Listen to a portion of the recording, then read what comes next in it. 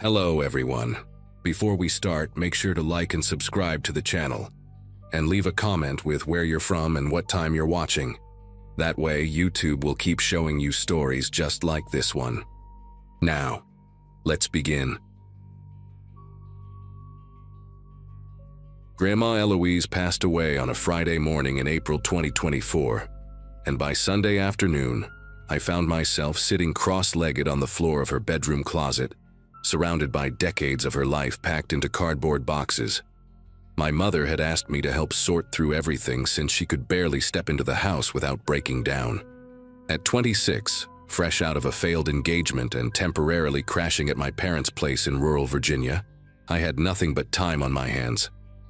Grandma and I had always been close, the kind of close where she would call me her little co-conspirator whenever we snuck extra dessert before dinner. She lived alone in that old farmhouse for 11 years after Grandpa Harold died, refusing to move despite everyone's concerns. The house smelled like her lavender hand cream and old books, and going through her things felt like reading her diary without permission. I expected to find old recipes, maybe some love letters from Grandpa, perhaps photographs from her years as a school teacher. What I did not expect was for my entire understanding of who she was to collapse within the span of a single afternoon.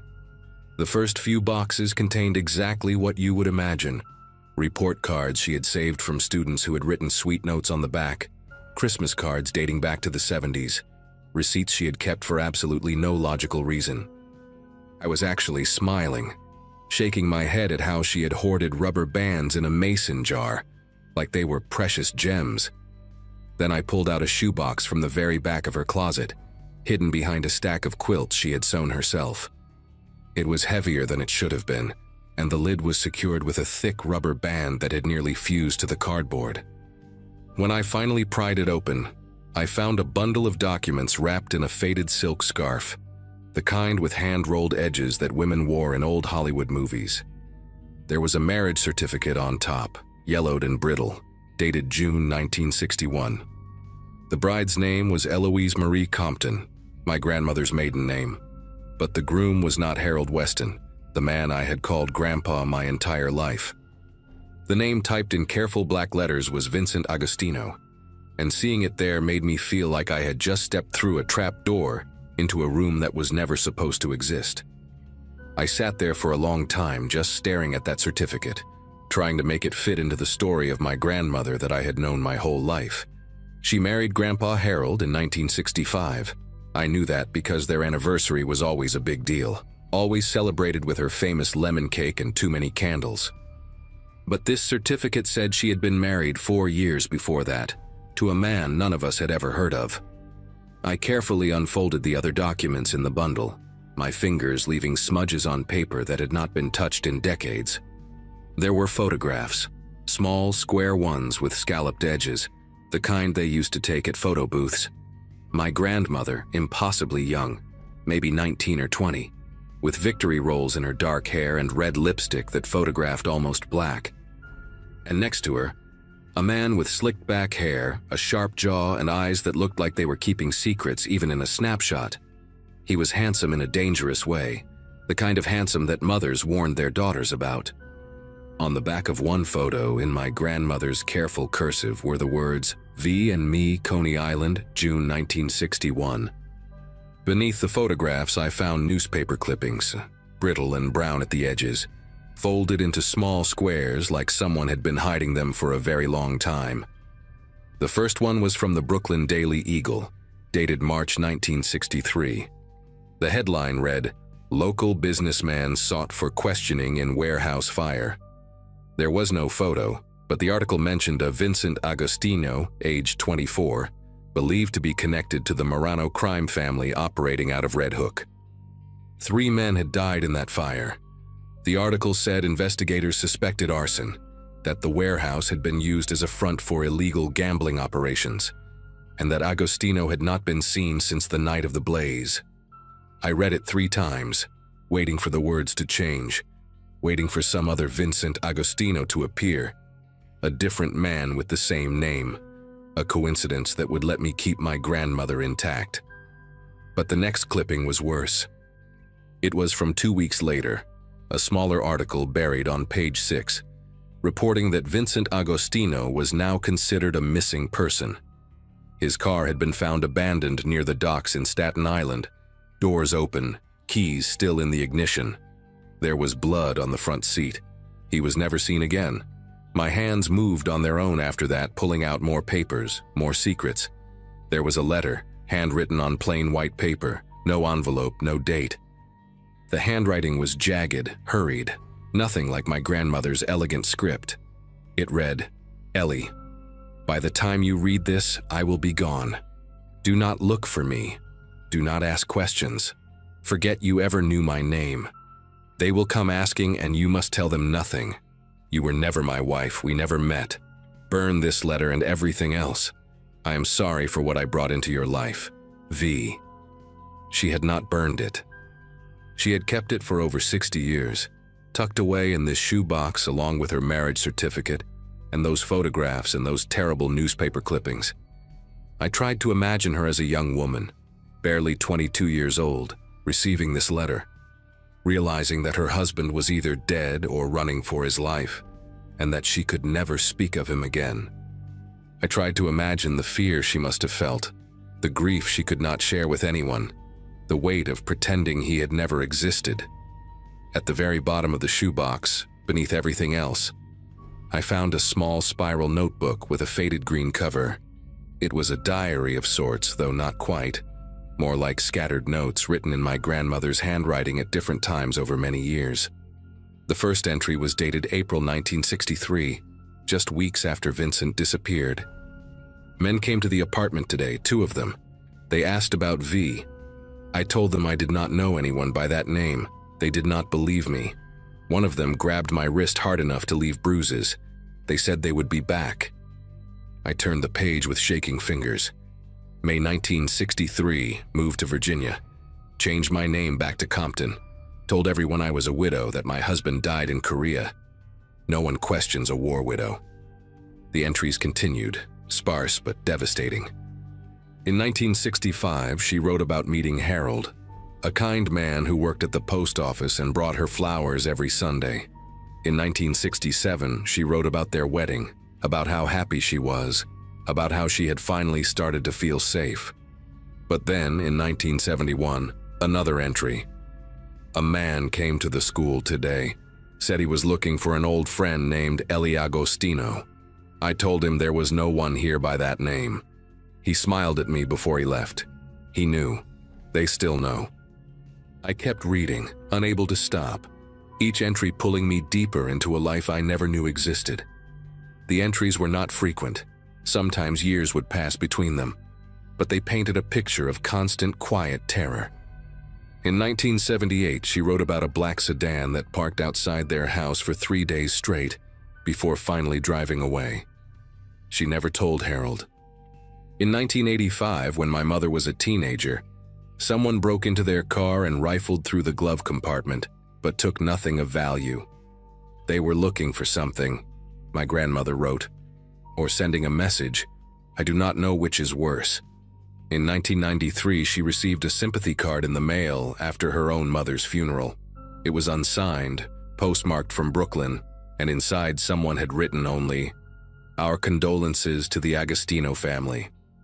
She kept that card too, pressed between the pages of the notebook like a dried flower, a reminder of a threat that never quite went away. I realized then that my grandmother had spent her entire adult life looking over her shoulder, waiting for the past to finally catch up with her. The last entry in the notebook was dated just 3 years ago, in 2022. My grandmother's handwriting had grown shaky by then, the letters wobbly and uneven in a way that made my chest ache. I am 83 years old and I still check the locks twice every night. I still look at every unfamiliar car that drives down our road. Harold has been gone for over a decade now, and I am alone with this secret, the way I always knew I would be. Sometimes I think about telling the children, about leaving this box for them to find after I'm gone. But what good would it do? The men who killed Vincent are probably dead themselves by now. The Moranos are gone, broken up by the FBI in the 80s. There is no one left to be afraid of. And yet, I am still afraid. I have been afraid for 60 years, and I do not know how to stop. Maybe when I die, the fear will finally die with me. Maybe that is the only way it ends. I closed the notebook and pressed it against my chest, and I sat there in my dead grandmother's closet and cried for the terrified young woman she had been, and for all the years she spent carrying this weight alone. I do not know how long I stayed in that closet. The light coming through the bedroom window had shifted from afternoon gold to the soft gray of early evening by the time I finally pulled myself together. I put everything back in the shoebox, the certificate, the photographs, the clippings, the letter, the notebook, and I carried it downstairs to the kitchen table.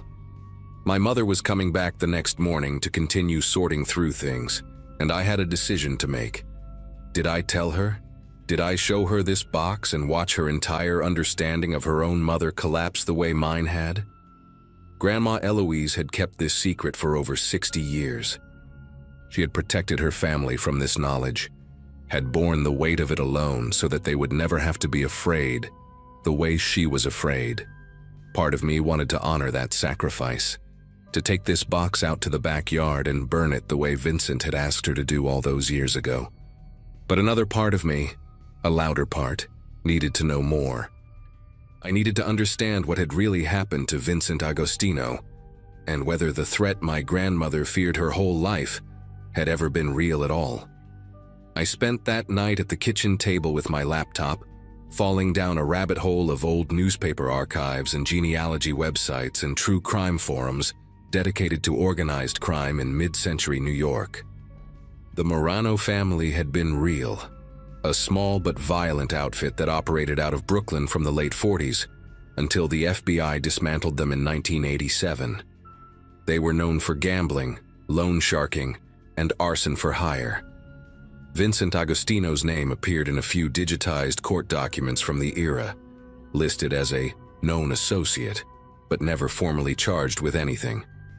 His disappearance in March 1963 was mentioned in a true crime book about unsolved mob murders that someone had excerpted on a forum. The author speculated that Vincent had either been killed by the Maranos for skimming money, or that he had been an informant who was eliminated before he could testify. Either way, his body was never found. There was no closure, no resolution, just a young man who walked into the fog of history and never came back. And my grandmother, barely out of her teens, had been married to him for less than 2 years before he vanished. She had spent the rest of her life waiting for the people who killed him to come for her too. Around 2 in the morning, I found something that made me sit back in my chair and stare at the screen for a long time. It was a photograph in a digitized FBI file from the Marano investigation, released decades later under the Freedom of Information Act.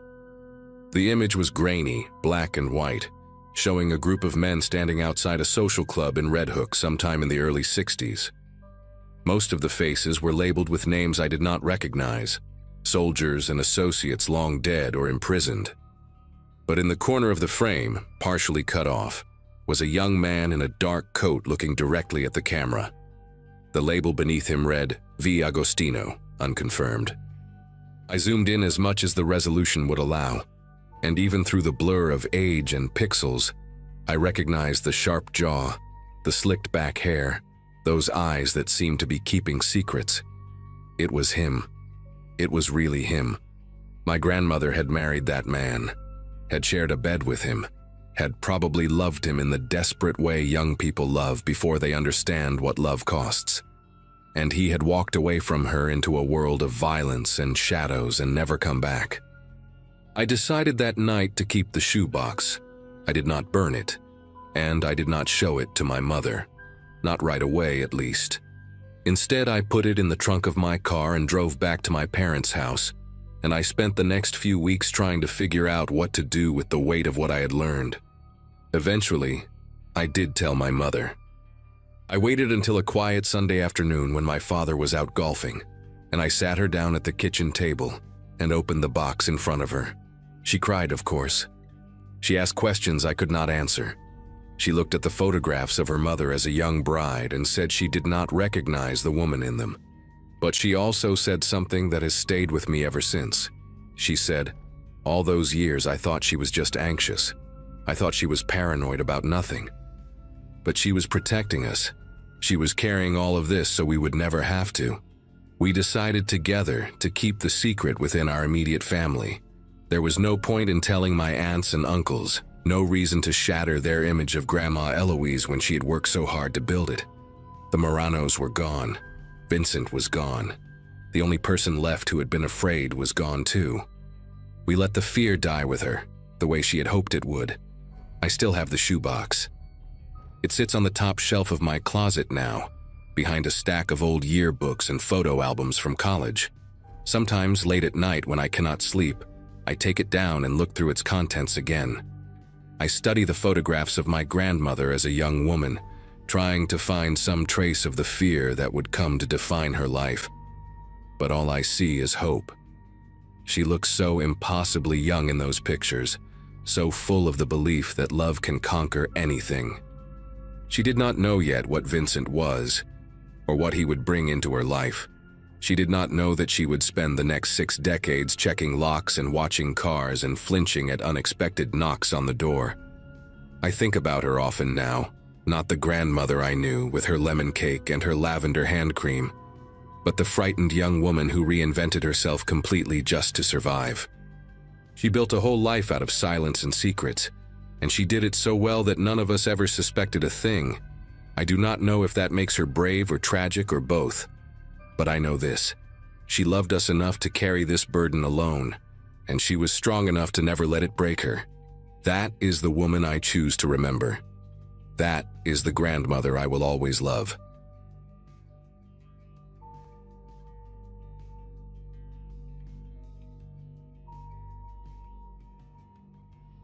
A cream-colored envelope changed everything, though I did not know it yet when I pulled it from the mailbox 5 days after we buried Dad.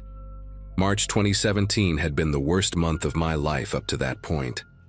My father died of a heart attack in his recliner, alone in the Rochester apartment where he raised my sister and me after our mother walked out.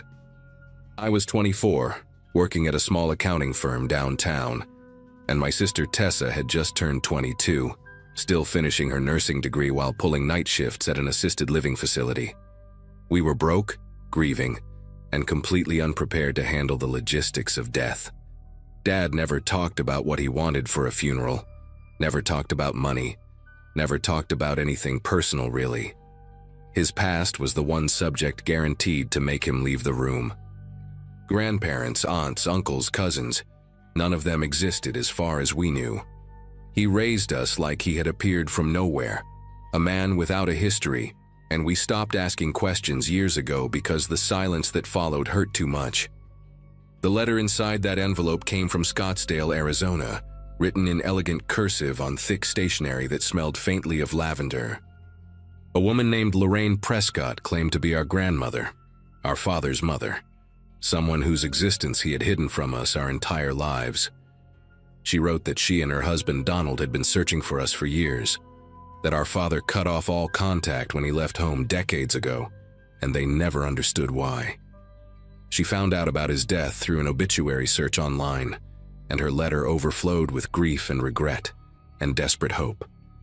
At the bottom, she included a phone number and a photograph of 2 silver-haired people standing in front of a beautiful Adobe-style house surrounded by desert flowers. I remember holding that photo in the dim kitchen light, boxes stacked around me, searching their faces for something familiar. The woman had Dad's jaw, that same stubborn set to it. The man had his forehead, broad and lined. Tessa came up behind me and looked at the picture without saying anything for a long time. We had family out there, real family, and they wanted to know us. Tessa was the one who called them first. She always had more courage than me, more willingness to take risks, and I think the grief made her hungry for connection in a way I did not fully understand at the time. Lorraine answered on the second ring and immediately started crying, this soft, broken sound that made my sister tear up too. They talked for almost an hour that first night, while I sat on the couch pretending to sort through old bills, listening to Tessa describe our childhood, our father, the life we had lived without knowing they existed. Lorraine sounded warm and gentle, asking questions about our jobs, our health, our dreams for the future. She kept saying how much we sounded like our father, how happy she was to finally hear our voices. By the time Tessa hung up, she was convinced these were good people who had been wronged by a son who refused to forgive whatever happened between them. I wanted to believe it too. We were orphans now, both parents gone, and the idea of grandparents felt like a life raft in the middle of a dark ocean. Over the following weeks, the phone calls became a regular occurrence, sometimes with Lorraine, sometimes with Donald, occasionally with both of them on speakerphone. They asked about everything, our favorite foods, our allergies, whether we had any health problems growing up. Lorraine mentioned that heart disease ran in the family and urged us to get checkups, said she worried about us now that our father was gone. Donald talked about his own health struggles, a kidney condition that required dialysis 3 times a week, and how grateful he was for modern medicine. They offered to help with our father's remaining debts, sent a check for $5,000 that arrived in a padded envelope with another handwritten note. We deposited it feeling guilty and relieved at the same time. When they invited us to visit them in Arizona for a week, all expenses paid, Tessa accepted before I could even think of a reason to hesitate. Part of me felt uneasy, a small voice asking why Dad had cut these people off so completely, but I pushed it down. I told myself he was just a difficult man who held grudges. I told myself we deserved this chance at having a family again. We flew into Phoenix on a Friday afternoon in late April, and Donald picked us up at the airport in a silver Mercedes that still had that new car smell. He was thinner than he looked in the photograph, his skin carrying a grayish tint that I now recognize as the pallor of someone whose kidneys are failing. But his handshake was firm and his smile seemed genuine, crinkling the corners of his pale blue eyes as he loaded our bags into the trunk. Lorraine was waiting at the house with a spread of food that could have fed 10 people. Homemade lasagna and fresh bread, and a chocolate cake she said was our father's favorite when he was a boy. Their home was even more beautiful than the picture suggested, all terracotta tiles and high ceilings and windows that looked out onto the desert mountains. They had prepared a guest room for each of us, decorated with fresh flowers and soft towels and little baskets of toiletries. Everything felt too perfect, like a movie set designed to make us feel welcome, but I chalked it up to wealth and eagerness. These people had money and they wanted to impress the grandchildren they had never met. The first 2 days were wonderful, or at least they seemed that way on the surface. Lorraine took us shopping and bought Tessa a turquoise necklace that cost more than my monthly rent.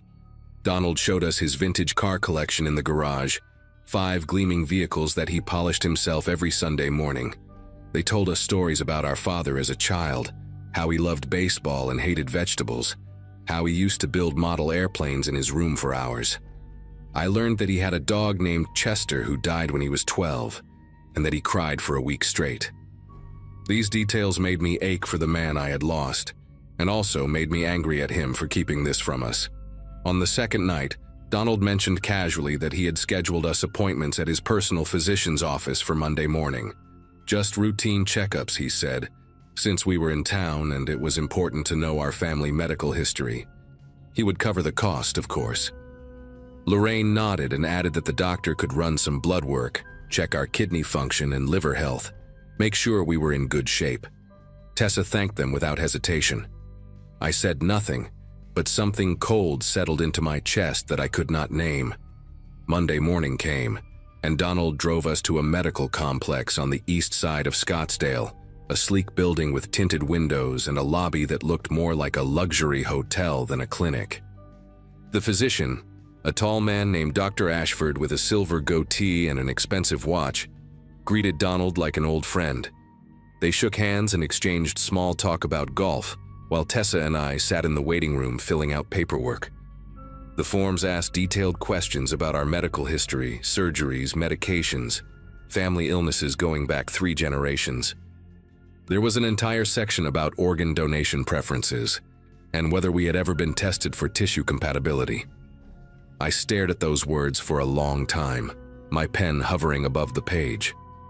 When I asked the receptionist why they needed this information for a routine checkup, she smiled and said it was standard procedure, nothing to worry about. Dr. Ashford called us back one at a time. He examined me thoroughly, more thoroughly than any doctor ever had, checking my blood pressure, listening to my heart, pressing on my abdomen with cold fingers. He drew 6 vials of blood and asked me to provide a urine sample. Before I left, he mentioned that he wanted to schedule an ultrasound of my kidneys for later in the week, just to establish a baseline for future reference. I found Tessa in the waiting room looking pale and quiet, her arm wrapped in a bandage from her own blood draw. She said Dr. Ashford had asked her strange questions, things like whether she smoked or drank heavily, whether she had ever had hepatitis, whether she would consider being a living donor someday if a family member needed help. She laughed when she told me, said he was probably just being thorough, but her laugh sounded hollow. On the drive back to the house, Donald talked about how important family was, how blood relatives had a responsibility to take care of each other, how his own brother had saved his life years ago by donating bone marrow when Donald had leukemia. Lorraine sat in the passenger seat nodding along, occasionally glancing back at us with an expression I could not read. That night I lay awake in my guest room, staring at the ceiling fan spinning slowly above me, replaying every conversation we had since that first letter arrived, the questions about our health, the insistence on checkups, Donald's kidney disease, the forms asking about tissue compatibility. A picture was forming in my mind, ugly and impossible, and I wanted desperately to be wrong. The next morning I woke up early before anyone else in the house was stirring, and I did something I am not proud of. I went into Donald's study, a wood-paneled room at the end of the hallway that he had shown us briefly on our first day, and I searched through his desk. My heart was pounding so hard I could hear it in my ears, and every creak of the floorboards made me flinch. In the bottom drawer, beneath a stack of financial documents and old photographs, I found a folder labeled with our names. Inside were printed copies of our social media profiles, screenshots of posts going back years, a timeline of our lives pieced together from public information. There were notes in Lorraine's handwriting about our jobs, our addresses, our relationship statuses. And there was a letter from a transplant center in Phoenix, dated 2 months before our father died, informing Donald that he had been moved up the kidney transplant waiting list, but that a living donor would significantly improve his chances and reduce wait time. A highlighted section noted that first-degree relatives, particularly younger, healthy adults, were ideal candidates. My hands went numb. I could not feel my fingers as I placed everything back exactly where I found it.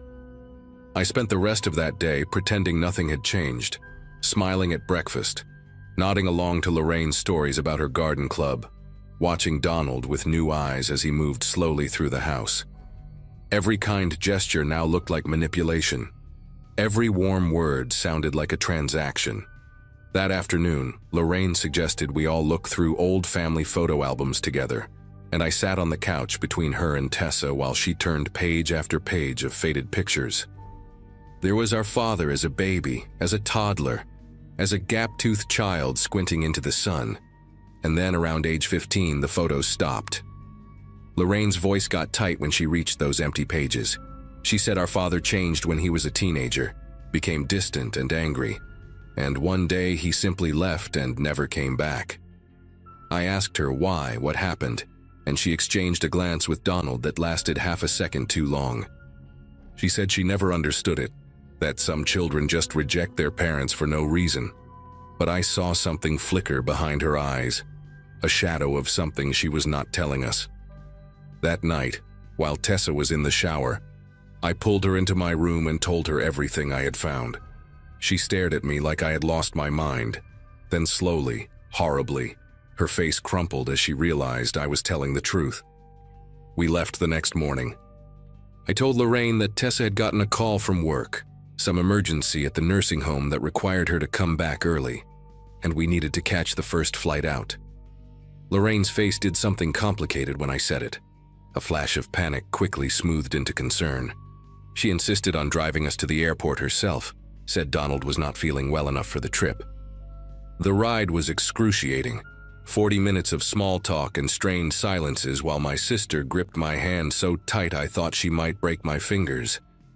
At the terminal, Lorraine hugged us both and told us she loved us, that she hoped we would come back soon. That family was the most important thing in the world. Her perfume smelled like lavender, the same scent from that first letter, and it made my stomach turn. As we walked through the sliding doors into the airport, I glanced back and saw her standing by the car, watching us with an expression that haunts me still. It was not sadness or disappointment. It was calculation, the look of someone already planning their next move. We did not speak until we were past security, and then Tessa started crying and could not stop for the entire flight home. We never went back to Arizona. We never answered another phone call from that Scottsdale number.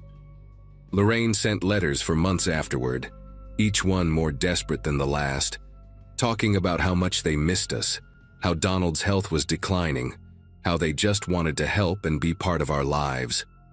One letter mentioned that Dr. Ashford had called with our test results and wanted to discuss them with us urgently. Another included a check for $10,000 and a note saying it was an early inheritance, no strings attached. We tore up the checks and burned the letters in the backyard of our father's old apartment, watching the paper curl and blacken in a metal trash can.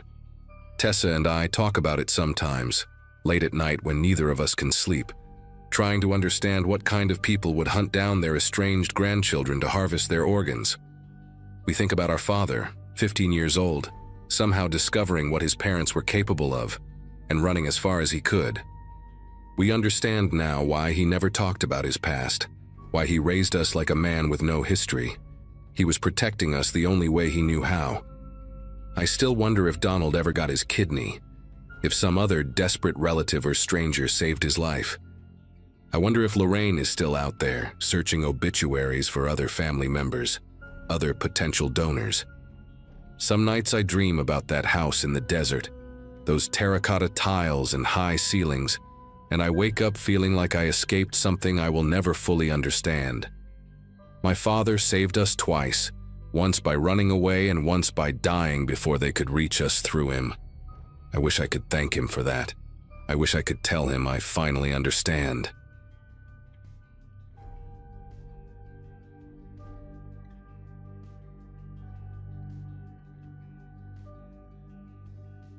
Nobody in my family wanted to deal with Grandpa Warren's house after the funeral, so the job fell on me.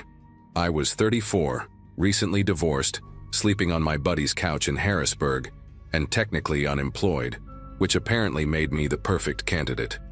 The old man had lived alone in that place in rural Pennsylvania for over 40 years, collecting everything he ever touched, and the house needed to be cleared before the estate sale in April.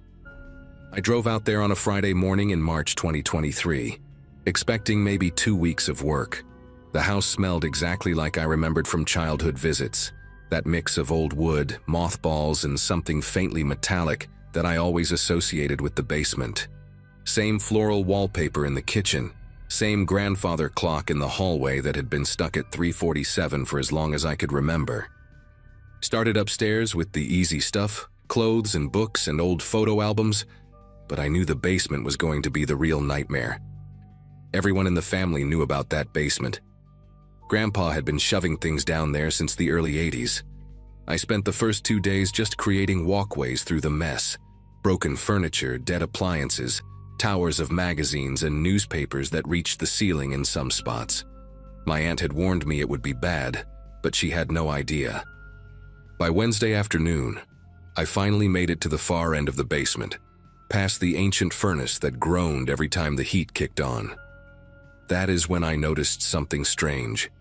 A section of the back wall, maybe 6 feet wide, was completely blocked off by a heavy canvas tarp and a stack of wooden crates. When I dragged the crates aside, there was a door behind them. Not a regular interior door, but a thick metal one, like something you would see on a storage unit, with a heavy padlock holding it shut. The lock was old but solid, no rust on it at all, which meant someone had been maintaining it. I went upstairs and searched through Grandpa's desk for almost an hour before I found a small brass key in an envelope. The envelope just said, "Storage," in his careful handwriting.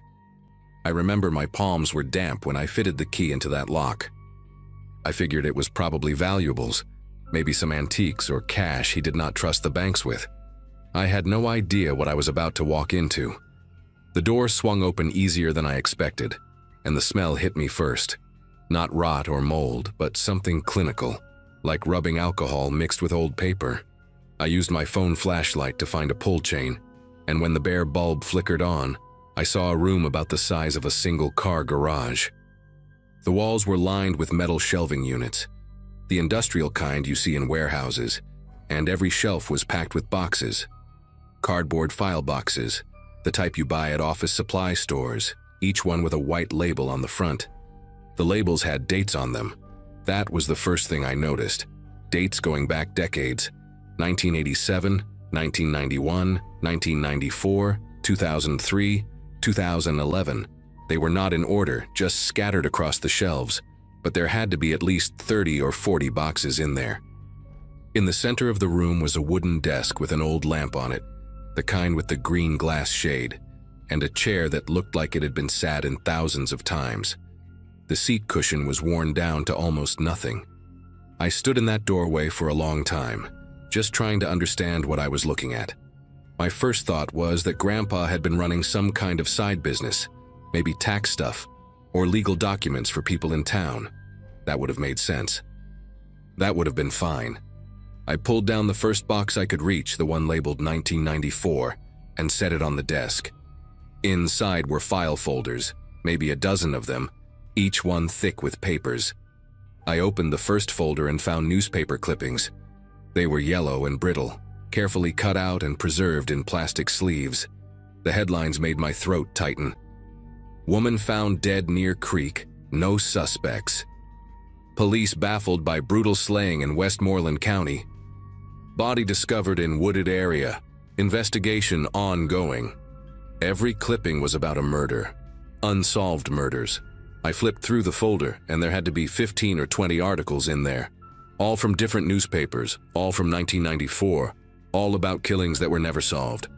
At the bottom of the folder, underneath all the clippings, there was a small Ziploc bag. Inside the bag was a silver bracelet with a charm on it, a little heart with the letter M engraved on it. I just stared at it. My brain was trying to come up with an explanation. Maybe Grandpa had been interested in true crime, like those people who follow cold cases as a hobby. Maybe he collected this stuff because he wanted to help somehow. But that bracelet, that was not a newspaper clipping, that was something real, something someone had worn on their wrist. I opened another folder from the same box, more clippings, more unsolved cases, and another Ziploc bag at the bottom. This one had a keychain in it, one of those cheap plastic ones with a photo holder. The photo inside showed a young woman with dark hair smiling at the camera. She looked like she was at a party or a barbecue, holding a red cup. I set it down and opened the next folder. A man's watch, silver band, stopped at 2:17. The next folder had a single earring, gold with a small green stone. Every single folder had something like this at the bottom. Personal items, things that belonged to people. I could feel my heart pounding so hard it was making my vision pulse. I pulled down another box, this one from 2003, and it was the same thing. Clippings about murders in different counties across Pennsylvania, sometimes from Ohio or West Virginia, and always those little bags with items inside. A wedding ring, a hair clip, a set of keys. I counted 8 boxes before I had to stop and sit down in that old chair. The seat was so worn that I could feel the wooden frame underneath. I sat there trying to breathe, trying to think of any explanation that did not lead where my mind was going. That is when I noticed the drawer in the desk. It was locked, but the same brass key from the envelope upstairs fit it. Inside were photographs, dozens of them, all Polaroids, the old kind with the white border. The first one I picked up showed a crime scene, yellow police tape, officers standing around, a shape on the ground covered by a white sheet. The photo had been taken from a distance, from behind a tree line, like someone was watching from the woods. I flipped to the next one. Another crime scene, different location, same angle. Someone standing at the edge, observing, photographing. There were at least 50 Polaroids in that drawer, and every single one was a crime scene photo taken from outside the official perimeter. Some of them showed the bodies before they were covered. I recognized one of the locations from a newspaper clipping I had just looked at, a wooded area near a creek in Westmoreland County. The article said the body was found by a hiker on a Sunday morning in September 1994. The Polaroid showed the same spot, the same body, but from an angle the police photos never would have captured. Whoever took these pictures had been there. They had been watching. I do not know how long I sat in that room. An hour, maybe more. My phone had died at some point and I had not even noticed. I went upstairs to charge it and splash water on my face, and that is when I saw the calendar on the kitchen wall. Grandpa had kept the same kind of calendar for as long as I could remember. Those big ones with a square for each day where you write appointments. He had a whole stack of old ones in a kitchen drawer, going back years. I do not know what made me start looking through them. Maybe I already knew. Maybe I just needed to see it for myself. I pulled out the 1994 calendar and flipped to September. On the weekend before that woman was found near the creek, there was a note in Grandpa's handwriting. Fishing trip, back Monday. I grabbed the newspaper clipping from downstairs and checked the date. She was found on Sunday, September 18th. According to his calendar, Grandpa was on a fishing trip that whole weekend, left on Friday and came back Monday. I felt sick. I grabbed another calendar, 2003, and cross-referenced it with the clippings from that box. Every single time, every murder, there was a note about Grandpa being out of town, fishing trip, visit cousin in Erie, hardware convention in Pittsburgh, church retreat. I spent the next 3 hours going through every calendar I could find and matching them to the dates in those boxes. 17 years of calendars, and the pattern never broke. Not once. When there was a murder in the clippings, Grandpa was always gone that weekend. Always had some excuse written down in his neat handwriting. I started making a list on a piece of paper, 2 columns, one for the murder date and one for his alibi. By the time I got to the bottom of the page, I had 23 entries, 23 unsolved murders across 3 states, 23 weekends where my grandfather was supposedly fishing or visiting family or attending some event. I thought about calling the police right then. I had my phone in my hand, thumb hovering over the keypad, but I did not. I could not. This was the man who taught me how to ride a bike, the man who took me to baseball games and bought me ice cream and sat with me when I had nightmares. I needed more. I needed to be absolutely sure before I destroyed his memory, before I told my mother that her father was a monster. So I kept digging. At the bottom of the desk drawer, underneath all the Polaroids, there was a leather notebook. The cover was cracked and worn, like it had been handled 1,000 times. I opened it and found page after page of handwritten notes, all in Grandpa's careful script, dates, locations, names. Some entries were just a few lines. April 14th, 1991. Route 30, rest stop near Greensburg. Female, late 20s, brown hair, blue Toyota in the parking lot, alone. Other entries were longer, more detailed. Physical descriptions, habits, what time someone left work or went jogging or walked their dog. I realized I was looking at surveillance notes. He had been watching these people, studying them, learning their routines. The notebook went on for over 100 pages, and not every entry had a corresponding newspaper clipping. Some of them were just notes, just observations, people he had watched but never acted on, or maybe people whose bodies were never found. I thought I was going to throw up. I actually leaned over the desk expecting it to happen, but nothing came up. My body just shook. I had to put my head between my knees and focus on breathing until the room stopped spinning. When I finally looked up again, I noticed something I had missed before. On the wall behind the desk, partially hidden by one of the shelving units, there was a map. It was a large map of Pennsylvania and the surrounding states, pinned to the wall with thumbtacks. And there were marks on it. Red dots, dozens of them scattered across the region. Some had small dates written next to them in black ink. I recognized some of the locations from the newspaper clippings. Westmoreland County, a spot near the Ohio border, somewhere in the mountains up north. Every red dot was a place where someone had died. I stood there staring at that map for a long time, counting the dots. There were more dots than there were boxes on the shelves. A lot more. Some of the older dots, the ones from the 80s, had faded so much they were almost pink. He had been doing this for decades, maybe since before I was born, maybe since before my mother was born. I thought about every family dinner, every Christmas, every Thanksgiving where Grandpa sat at the head of the table and carved the turkey and told jokes that made everyone laugh. I thought about the way he used to call me champ and ruffle my hair, how he smelled like pipe tobacco and peppermint. This man, this monster, had been hiding in plain sight my entire life, and nobody had ever suspected a thing. I left that room and locked it behind me.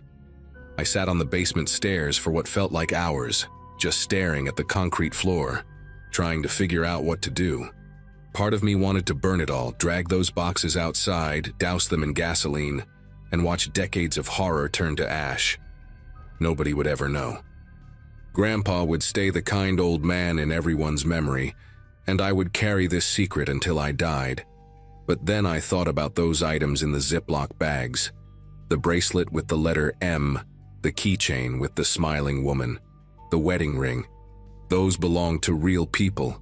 People who had families that never got answers, never got closure, spent years wondering what happened to their daughter or sister or wife. I could not take that from them. I could not let Grandpa win one more time. So I called the police. I sat on those basement stairs and dialed 911 and told the dispatcher that I had found something at my grandfather's house, something related to old crimes, and I needed someone to come look at it. The deputy who showed up probably thought I was crazy at first. Some guy rambling about boxes and murder clippings in a secret room. But then I showed him. I watched his face change as he opened those folders and saw the Polaroids and the map. He made some calls, and within 2 hours that house was full of state police and FBI agents. That was almost 2 years ago now.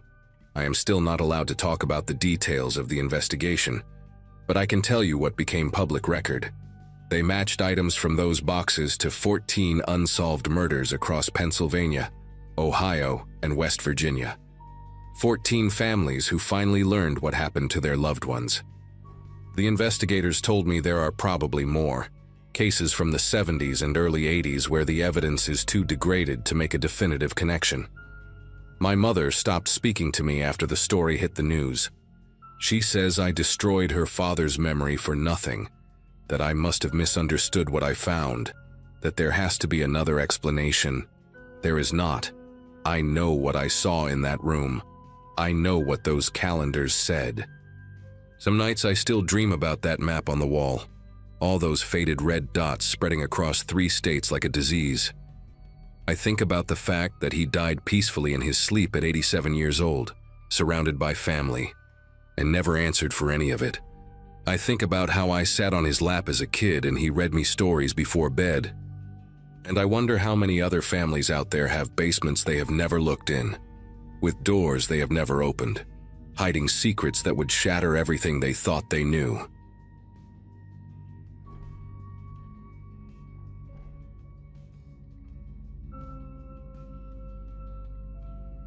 Hospital rooms have a particular silence that sits heavy in the air, different from any other kind of quiet I have ever experienced. I learned that during my years as a nurse at St. Catherine Memorial in Harrisburg, Pennsylvania, but nothing prepared me for how that silence would feel when it was my own grandmother lying in the bed. October 2017 was supposed to be a good month for me. I had just gotten engaged to my college sweetheart, we were planning a spring wedding, and life seemed to be falling into place the way everyone always promised it would. Then my mother called at 6 in the morning on a Tuesday, her voice cracking, as she told me that Nana Ruth had collapsed in her kitchen, and the doctors were saying she might not have much time left. I drove 3 hours through rain so heavy I could barely see the road, my knuckles white against the steering wheel, praying to a God I was not sure I believed in anymore. By the time I arrived, she had already slipped into that halfway state between consciousness and whatever comes next, her eyes closed and her breathing shallow and labored.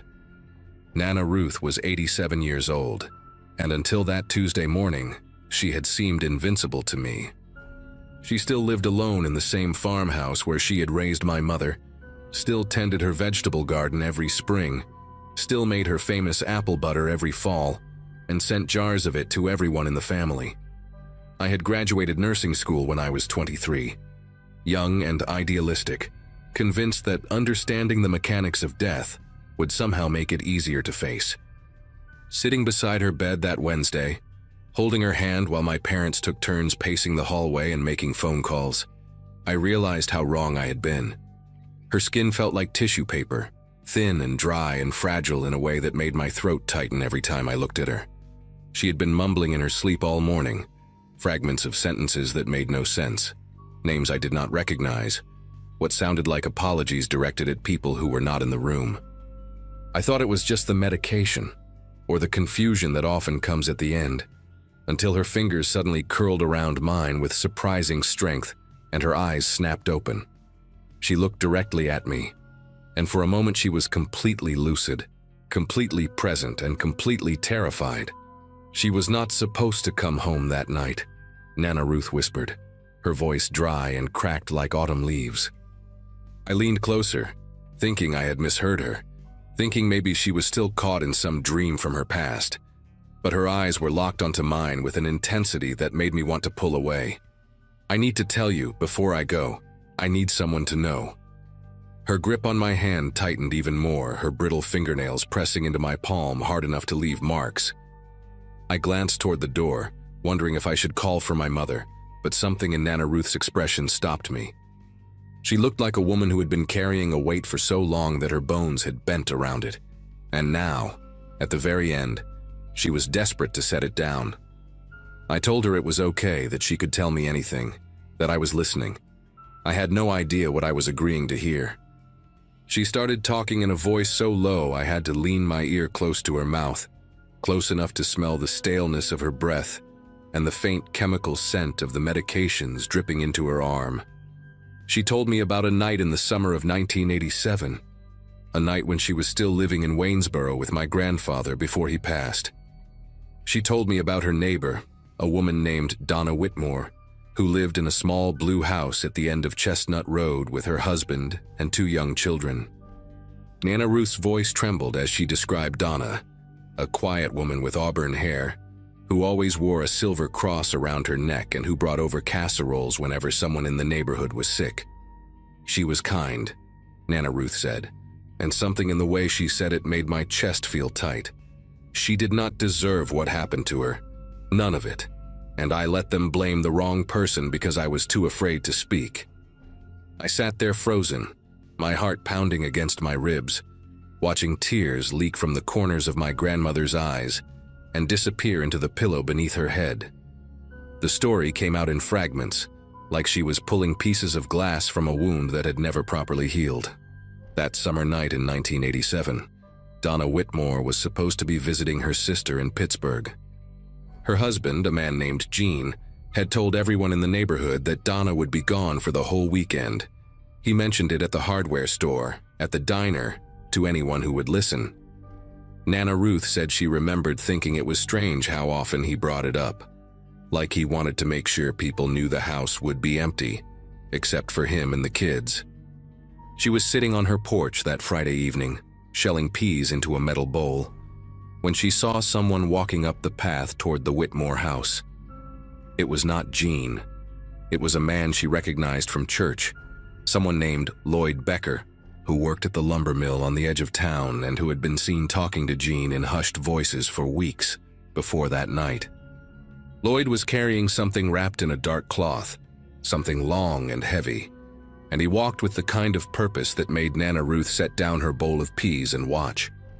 She told me she almost called out to him, almost asked what he was doing there when Gene's wife was supposed to be away.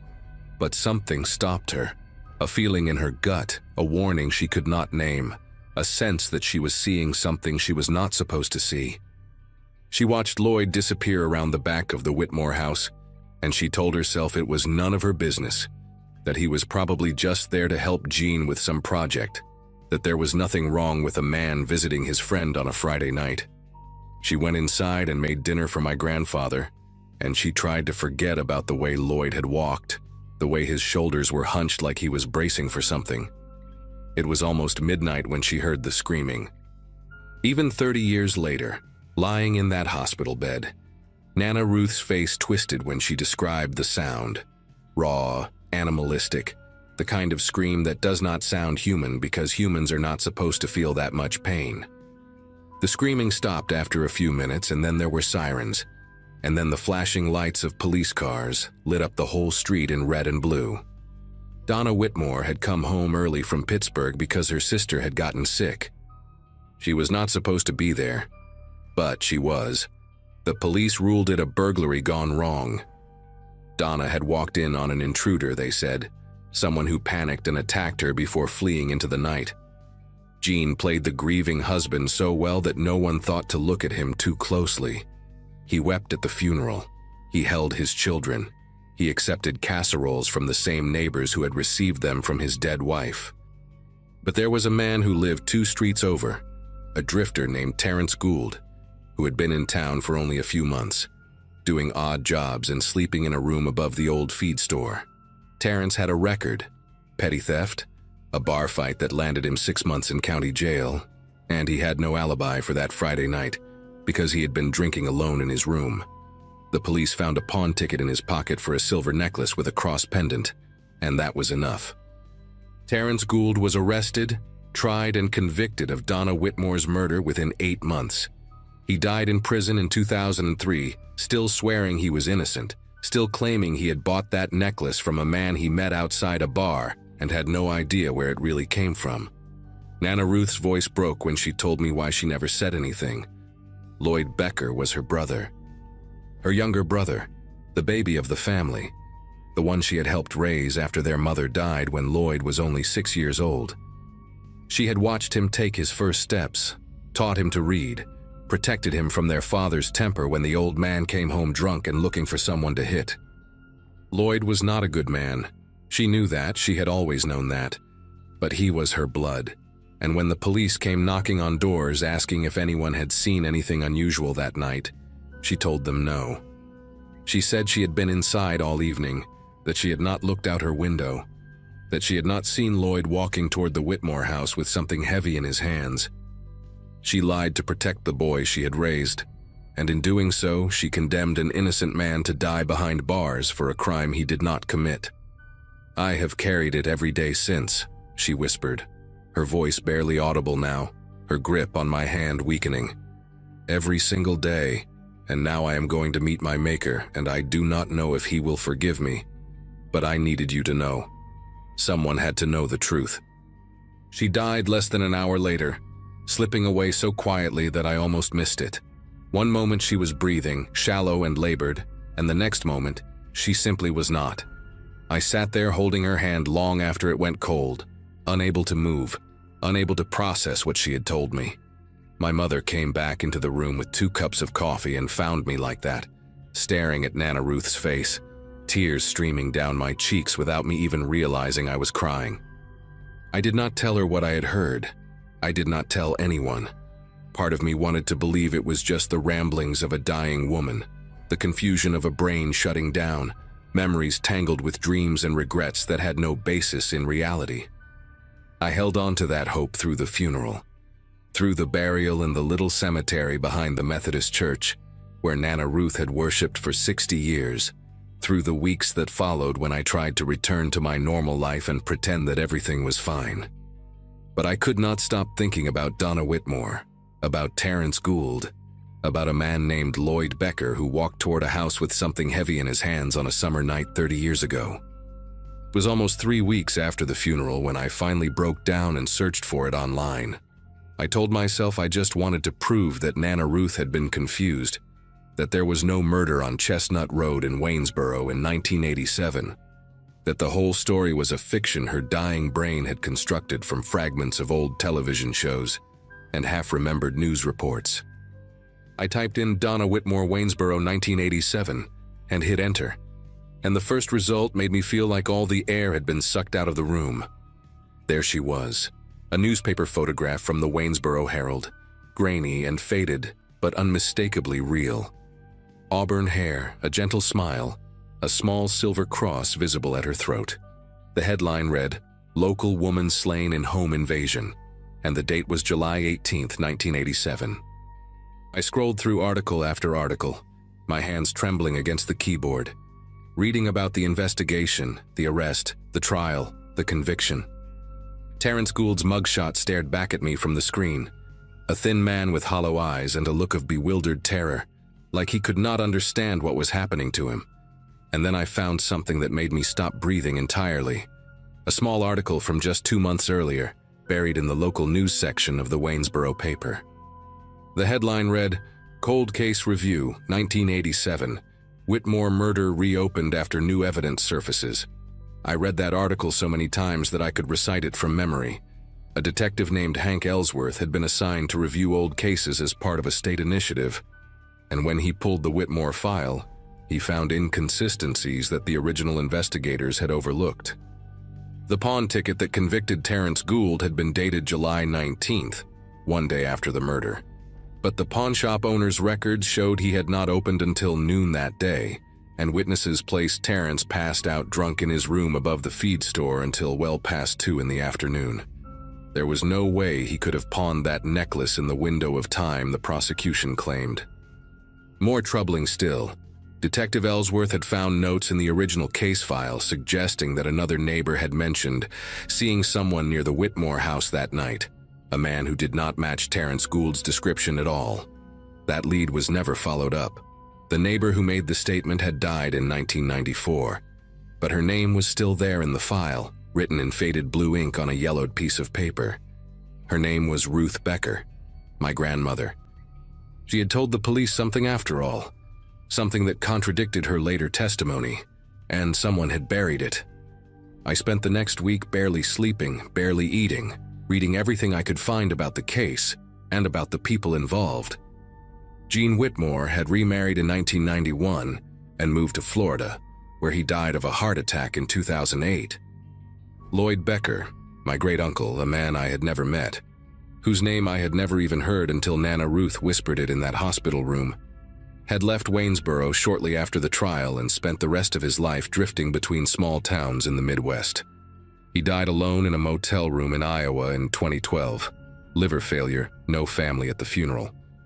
The only people still alive who might know the truth were Donna's 2 children, now grown adults with families of their own, and they had apparently been the ones pushing for the case to be reopened. I found an interview with the daughter, a woman named Catherine who was 6 years old when her mother was killed. She said she had spent her whole life believing Terrence Gould was the monster who destroyed her family, but now she was not so sure. She said she remembered things from that night, fragments that did not make sense, images of her father talking to a man in their backyard while her mother was supposed to be in Pittsburgh. She was too young to understand what she was seeing, but the memory never left her. I called Detective Ellsworth on a Monday morning in November, sitting in my car in the parking lot of the hospital where I worked because I could not bring myself to make that call from inside my apartment.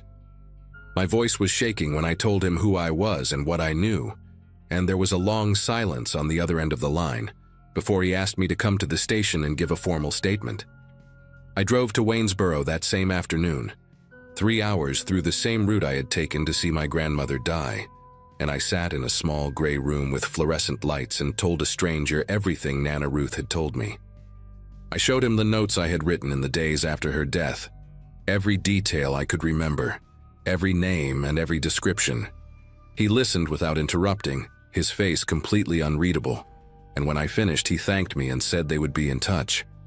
I walked out of that station feeling hollowed out, like I had left something essential behind in that room. I had just destroyed my grandmother's memory, exposed her as someone who let an innocent man rot in prison to protect a killer. But I also knew that Terrence Gould deserved to have his name cleared, even if he was no longer alive to see it. His family deserved to know. Donna's children deserved to know. The truth does not stop mattering just because the people who lived it are gone. The case is still under investigation as of now. Detective Ellsworth told me last month that they are working on officially exonerating Terrence Gould, though these things take time, and the wheels of justice turn slowly, especially for a man who has been dead for over 15 years. I never told my mother what Nana Ruth confessed to me, and I do not know if I ever will. Some truths are too heavy to share with people who love the person being accused, and my mother worshipped her mother the way I once did. I think about Nana Ruth every day now, not the woman who made apple butter and taught me to bake pies, but the woman who sat on her porch and watched a man walk toward a murder and did nothing to stop it. I think about how she lived with that secret for 30 years, how she went to church every Sunday and prayed to a God she believed was watching, how she held that weight until it finally crushed her. I do not know if I can forgive her. I do not know if anyone can. But I know that she wanted the truth to come out, even if she was too afraid to be the one who told it. In the end, that was why she told me. She knew I would not be able to stay silent. She knew I would do what she never could. And maybe that was her way of making amends, passing the burden to someone strong enough to carry it into the light. I just wish she had done it 30 years sooner, before Terrence Gould died alone in a prison cell for a crime he did not commit, still waiting for someone to believe him.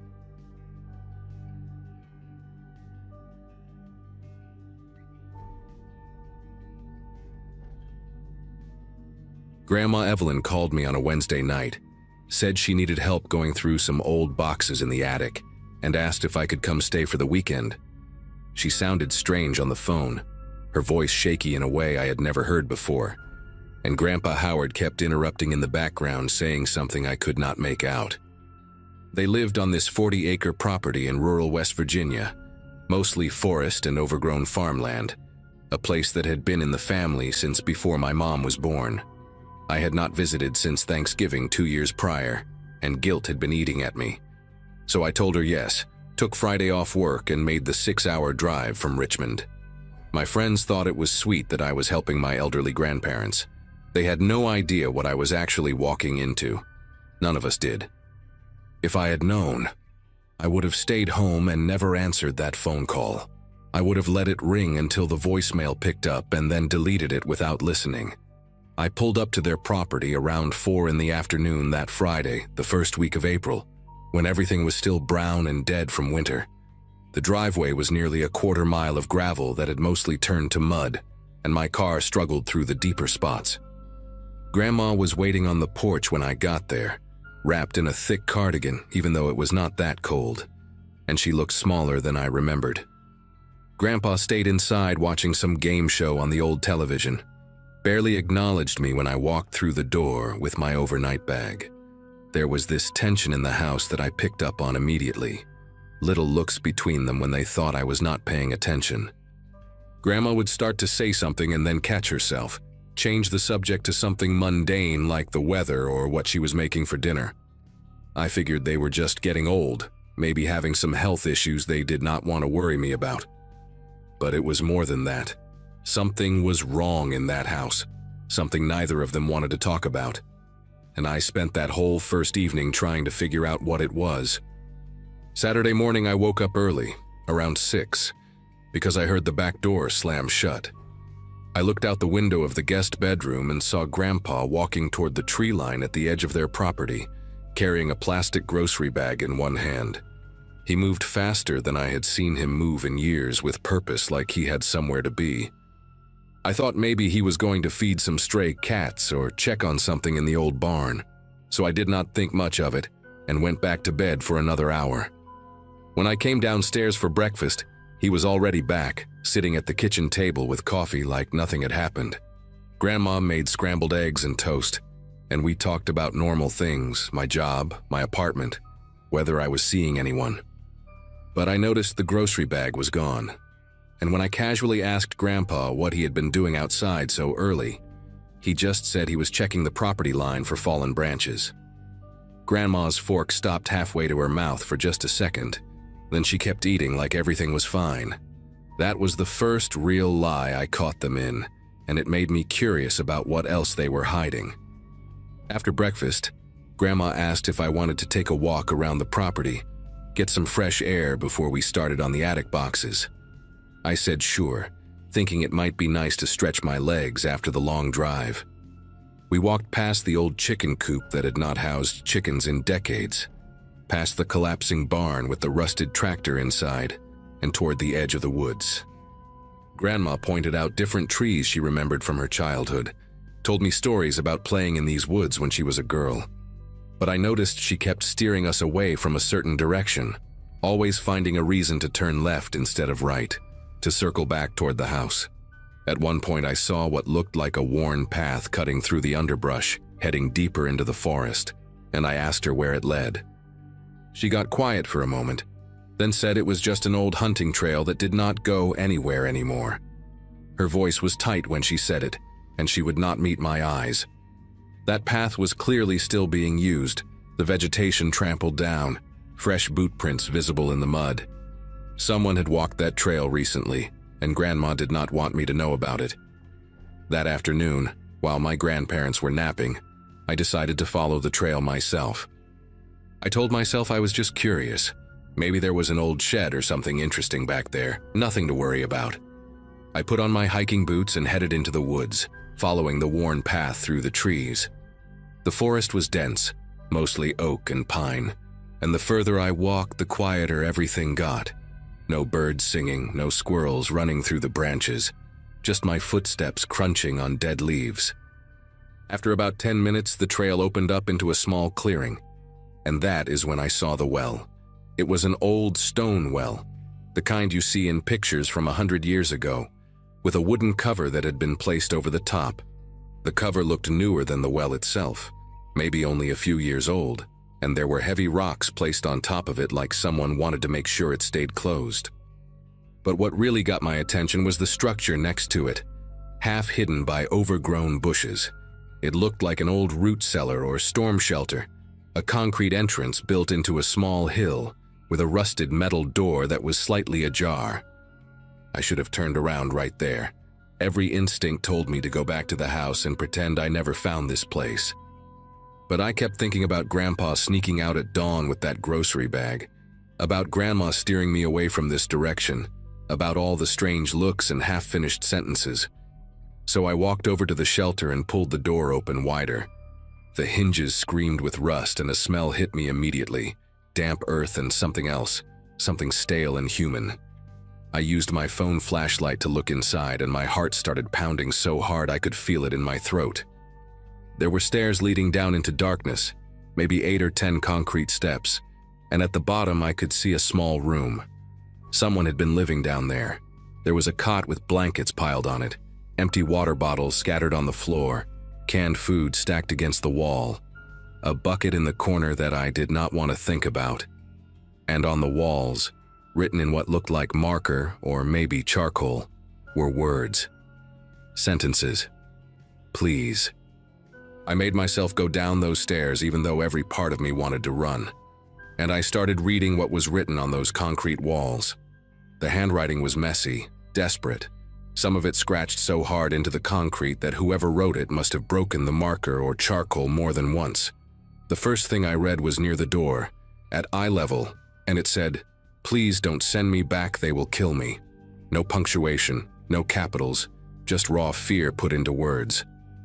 Further along the wall, there was more. "I did what you asked, I stayed quiet." And then, in bigger letters near the cot, "How long do I have to stay here?" There were tally marks scratched into one section of the wall, grouped in sets of 5, and I counted them twice to make sure. 117 days. Someone had been down here for almost 4 months, marking each day, waiting for something. The most recent writing was near the stairs, and it was different from the rest, calmer somehow, more resigned. It just said, "They are good people, they are trying to help me, I know that now." That one disturbed me more than all the desperate pleas combined. It sounded like something a person would write after they had given up, after they had accepted whatever was happening to them. I took pictures of everything with my phone, my hands trembling so badly that half of them came out blurry. I searched the rest of the shelter, looking for anything that might tell me who had been kept down here. Under the cot, I found a small pile of clothes, a worn flannel shirt and jeans that looked like they belonged to a man, maybe medium build. There was a paperback book with the cover torn off, some kind of thriller from what I could tell, with pages dog-eared throughout. In the corner behind the food cans, I found a wallet, It was old, the leather cracked and faded, and inside there was no money, no credit cards, just a West Virginia driver's license. The photo showed a man in his 30s, thin face, dark hair, tired eyes. The name on the license was Curtis Allen Webb, and according to the birth date, he would have been 34 when the license was issued. The issue date was 2015, which meant it had expired years ago. I stared at that face for a long time, trying to understand what I was looking at. Who was this man? Why had my grandparents been keeping him in an underground shelter on their property? And where was he now? The cot had not been slept in recently. The blankets were cold, and there was a layer of dust on everything. Whoever Curtis Webb was, he had not been down here for a while, but someone was still maintaining this place, still coming out here. The grocery bag Grandpa had carried that morning had to be connected somehow. I put the wallet in my pocket and climbed back up those stairs, my legs shaking so bad I had to grip the railing to keep from falling. When I got outside, I looked at the well again, really looked at it this time. The wooden cover was thick, solid, built to hold weight. Those rocks on top were not decoration, they were there to keep something in or keep someone out. I walked over and tried to move one of the rocks, but it was heavier than it looked, maybe 40 or 50 pounds. I managed to slide it to the side, then another one until I could lift the edge of the wooden cover just enough to peer inside. The smell that came up was horrible, wet and rotten, like standing water mixed with decay. I shined my phone flashlight down into the darkness, but the well was deep, maybe 30 feet, and I could not see the bottom clearly. There was water down there, black and still, and something floating on the surface. It looked like fabric, maybe cloth, bunched up and waterlogged. I could not tell what it was, and I did not want to know. I dropped the cover back down, shoved the rocks into place, and walked back to the house as fast as I could without running. My grandparents were awake when I got back, sitting in the living room watching television like nothing in the world was wrong. I stood in the doorway for a moment, looking at these two people I had known my whole life, trying to reconcile the grandparents who had taught me to fish and baked me birthday cakes with whatever was happening in that underground shelter. Grandma looked up and smiled at me, asked if I had enjoyed my walk. I said yes, it was nice, and then I went upstairs to the guest room and locked the door. I sat on the bed and pulled out the wallet, stared at Curtis Webb's face on that expired license. I searched his name on my phone, but the signal out there was terrible, barely one bar and nothing would load. I tried different combinations: Curtis Webb, West Virginia, Curtis Webb missing person, Curtis Webb obituary. The pages just kept spinning, never loading, and eventually I gave up. I needed to confront my grandparents, but I had no idea how to even start that conversation. "Hey Grandma, I found your underground bunker and the ID of the man you were keeping prisoner. Want to explain?" It sounded insane even in my own head, but I could not just pretend I had not seen what I saw.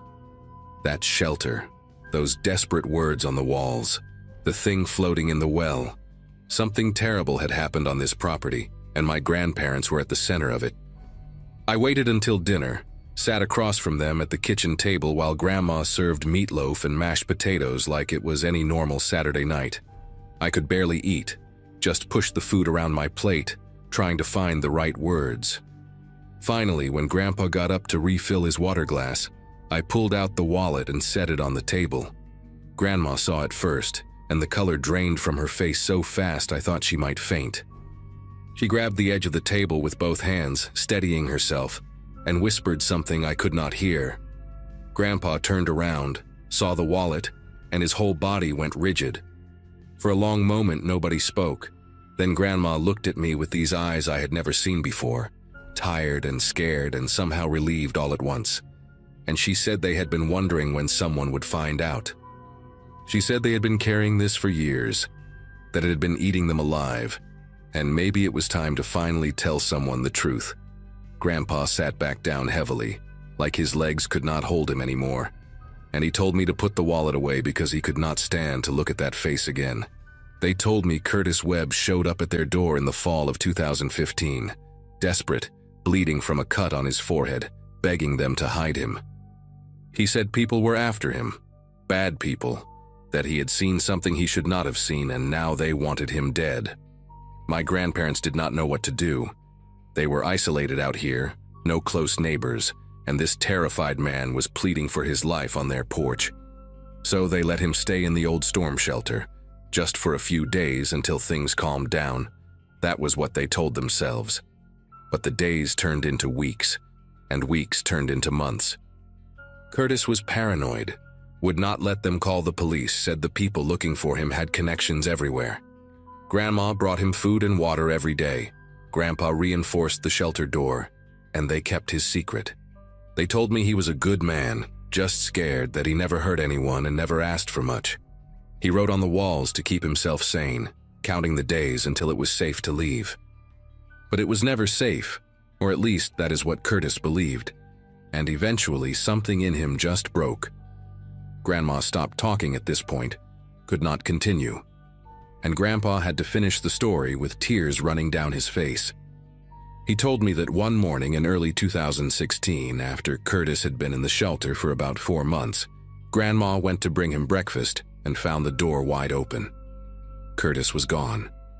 His clothes were still there, the blankets, everything except the man himself. They searched the property for days, called out his name, checked every building and every corner of those 40 acres. Nothing. He had just vanished in the middle of the night without taking anything with him.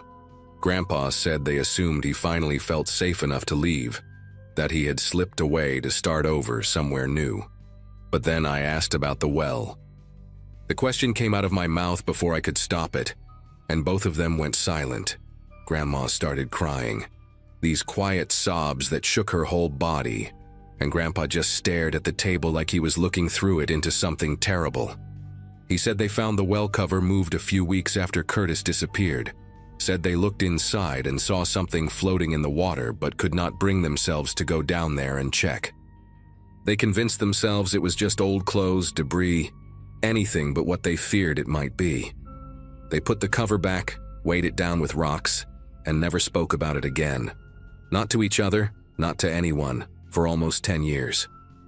I left the next morning, barely said goodbye, drove those 6 hours back to Richmond with my head spinning. I never called the police. I know I should have, but these were my grandparents, 2 people in their 80s who had already lost their daughter and were clearly tormented by whatever happened to Curtis Webb. What would reporting it accomplish now? If Curtis was in that well, he had been dead for almost a decade. And my grandparents, they genuinely believed they were helping someone, hiding a scared man from people who wanted to hurt him. Were they wrong to do it? Probably. Did something go horribly wrong? Almost certainly. But I could not be the one to send them to prison for the last years of their lives. Grandpa passed away 8 months later, heart attack in his sleep.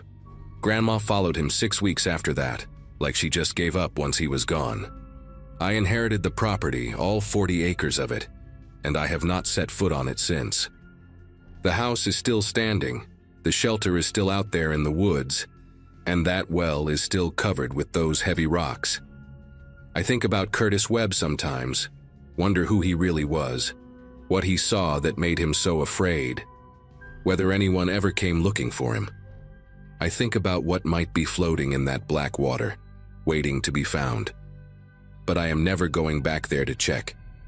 Some answers are not worth knowing, and some secrets should stay buried exactly where they are.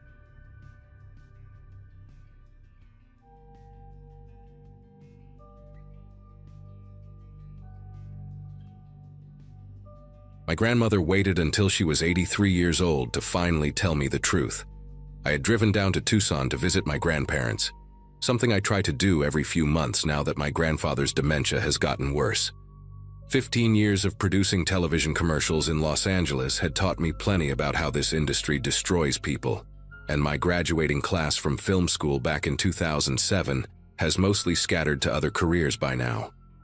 But nothing in my experience prepared me for what she told me that afternoon, sitting in her kitchen while my grandfather slept in the next room.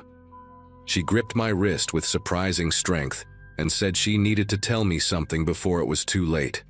Something about why they left the business in 1974, when both of them were on the verge of real success.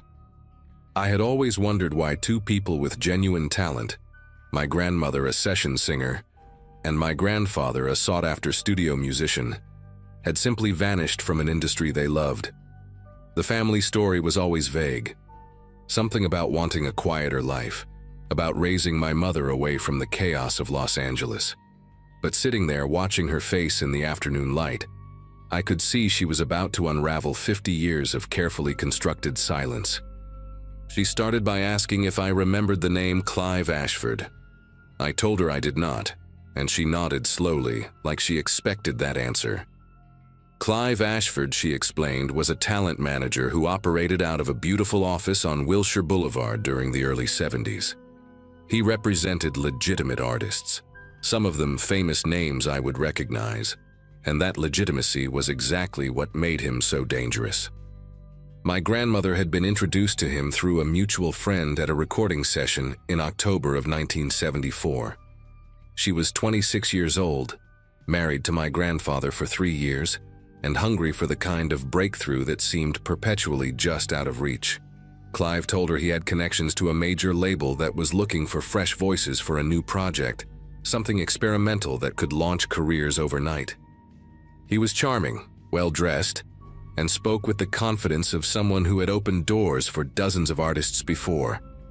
My grandmother said she felt lucky, chosen even, when he invited her to a private audition at a studio in the Valley the following Saturday. My grandfather had a conflicting gig that day, a wedding reception in San Diego, so she would be going alone. That detail, she said, was not a coincidence. She understands that now. Clive had been watching them for weeks, learning their schedules, waiting for the right moment. The address Clive gave her led to an industrial area in Van Nuys, far from the polished studios she was used to. My grandmother told me she almost turned around when she saw the building, a squat concrete structure with no signage, surrounded by a chain-link fence and empty lots filled with dead weeds. But there were other cars in the parking lot, nice ones, a Cadillac and a Lincoln Continental, and she convinced herself that serious music people often worked in unglamorous spaces. She parked her Volkswagen Beetle and walked toward the entrance, where a young man in a suit was waiting with a clipboard. He checked her name, smiled warmly, and led her inside. The interior was surprisingly well appointed, with wood paneling, thick carpet, and framed gold records on the walls. She remembered feeling relieved, thinking she had misjudged the exterior. The young man brought her to a lounge area where 2 other women were already waiting, both around her age, both clearly singers or actresses based on their careful makeup and nervous energy. They exchanged polite introductions, first names only, and waited together on leather couches while soft jazz played from hidden speakers. After about 20 minutes, Clive appeared through a side door, wearing a burgundy blazer and rings on 3 fingers that caught the light when he gestured. He welcomed them effusively, calling each woman by name without checking any notes, complimenting specific details about their previous work that made it clear he had done his research.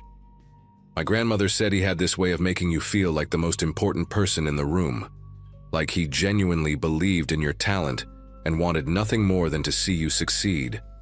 He explained that the audition would be a bit unconventional, that the label executives preferred to see how artists handled unexpected situations, how they thought on their feet. He asked them to follow him down a hallway to the main studio space. My grandmother remembers walking behind the other 2 women, noticing how thick the walls seemed, how the jazz music faded completely as they moved deeper into the building. When they reached a heavy metal door at the end of the corridor, Clive produced a key from his pocket and unlocked it with a theatrical flourish. He pushed it open and stepped aside, gesturing for them to enter. My grandmother was the last one through, and she heard the lock click shut behind her before she fully registered what she was seeing. The room was not a recording studio. It was a warehouse space, bare concrete floors and exposed pipes overhead, with industrial lighting that buzzed and flickered. In the center stood a long table covered with items that made no sense in context. Jewelry, watches, stacks of documents, a typewriter, several cameras, and what looked like bundles of cash wrapped in rubber bands. 3 men sat on folding chairs against the far wall, none of them dressed like music executives. They wore work clothes, denim and flannel, and they watched the women enter with expressions that my grandmother described as hungry, like they had been waiting a long time for this moment. Clive walked past the women toward the table, still smiling, still projecting that easy confidence.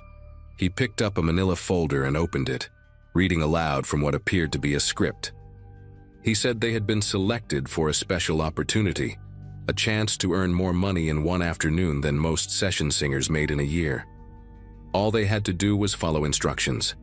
One of the other women, a blonde with a southern accent, asked what kind of instructions. Clive set down the folder and explained, in the same pleasant tone he might use to discuss recording schedules, that they would be driving to a location in Beverly Hills and retrieving certain items from a residence while the owners were away. My grandmother said the reality of the situation hit her like a physical blow. This was not an audition. This was a recruitment, and they were being asked to commit burglary. The other two women reacted differently than she expected. The blonde went pale and started crying quietly. But the third woman, a brunette who had introduced herself as Francine, seemed almost unsurprised, like she had suspected something was wrong from the beginning but had come anyway. Clive continued talking, explaining that the homeowners were out of the country, that the security system had already been disabled by an inside contact, that the whole job would take less than an hour. He emphasized that no one would get hurt, that the items they were taking were insured, that the victims were wealthy people who would barely notice the loss. He made it sound reasonable, almost victimless. Then he mentioned the compensation. $10,000 each in cash paid immediately upon completion. My grandmother told me that even in her fear, even knowing this was deeply wrong, some part of her brain did the math. $10,000 in 1974 was more than she and my grandfather earned in 6 months combined. She hated herself for even considering it, but that hesitation, those few seconds of temptation, bought her enough time to notice something important about the room they were standing in. There was a second door. It was partially hidden behind a stack of wooden pallets in the corner, painted the same gray as the walls, but she could see the outline of a frame and the glint of a handle. She did not look at it directly, did not want to draw attention, but she mapped its position in her mind while Clive kept talking. He was explaining the logistics now, how they would travel in separate vehicles, how they would enter through a service entrance at the back of the property, how each woman would be responsible for specific items on a list. One of the men against the wall stood up and walked toward them, holding 3 pairs of thin leather gloves. My grandmother accepted hers without making eye contact, feeling the soft material between her fingers, understanding that this was real, that these people had done this before, that they had a system. The blonde woman was openly sobbing now, saying she wanted to go home, that she had a daughter waiting for her. Clive's demeanor shifted for the first time. His smile remained, but something cold entered his voice when he told her that leaving was not an option, that they knew where she lived, where her daughter went to school, that cooperation was the only path forward. The room went silent except for the buzzing lights overhead. My grandmother felt her heart pounding so hard, she worried the men could see it through her blouse. Francine spoke up then, asking practical questions about the timeline, the target address, what kind of vehicle they would be using. My grandmother realized with a sickening clarity that Francine was going to go through with it, that she had already made her decision, perhaps before she even walked into this building. Clive seemed pleased by her cooperation and turned his attention to answering her questions in detail. While he was distracted, my grandmother took a small step backward, then another, positioning herself closer to the hidden door. She was not thinking clearly, operating on pure survival instinct, her body making decisions her conscious mind had not yet approved. The blonde woman suddenly collapsed onto the floor, hyperventilating, and both of the seated men rushed forward to help restrain her. In that moment of chaos, with everyone's attention on the crying woman, my grandmother moved. She crossed the distance to the pallets in 4 quick strides, found the door handle, and pulled. It was unlocked. She slipped through into darkness and ran without looking back, her heels clattering against concrete, her lungs burning, her mind completely blank except for one repeating thought: "Get out, get out, get out." The door led to a narrow corridor that smelled like motor oil and rust. Emergency exit signs glowed red at intervals along the ceiling, and she followed them blindly, stumbling twice on debris she could not see, tearing her stockings on something sharp. She could hear shouting behind her now, male voices echoing off the walls, but she did not slow down. The corridor ended at a metal fire door with a push bar, and she hit it at full speed, bursting out into blinding afternoon sunlight. She found herself in an alley behind the building, dumpsters overflowing with garbage, a stray dog watching her from beside a pile of cardboard boxes. Her Volkswagen was parked on the other side of the building, impossible to reach without being seen, so she made a decision in a fraction of a second and ran the opposite direction, toward the street. She kicked off her heels and sprinted barefoot on hot asphalt, not caring about the pain, not caring about anything except putting distance between herself and that gray concrete room. She reached a busy intersection and flagged down the first car she saw, a station wagon driven by an elderly woman who looked terrified by this barefoot, wild-eyed stranger pounding on her window. My grandmother begged her to drive, said she was being chased, said her life was in danger. The woman hesitated for only a moment before unlocking the door. They drove in silence for several miles before my grandmother felt safe enough to speak. The woman, whose name she never learned, dropped her at a gas station in Burbank, where she called my grandfather from a payphone. She was crying so hard she could barely form words, and he left the wedding reception immediately, driving 90 miles an hour up the freeway to reach her. When he arrived, she told him everything, every detail, sitting in the front seat of his car in that gas station parking lot while the sun went down. My grandfather wanted to go to the police, but my grandmother refused.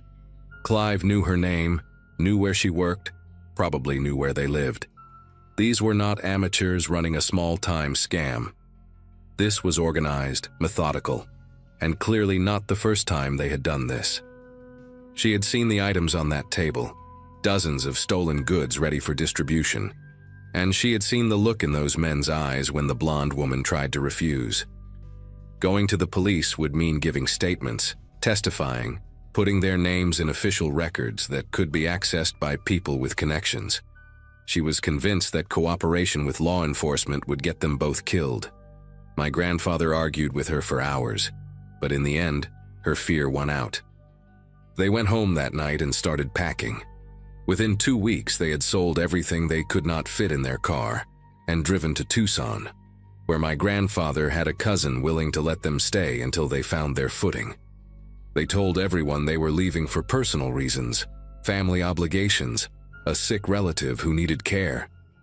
They canceled recording sessions, broke contracts, burned bridges with producers and labels who had invested time and money in their careers.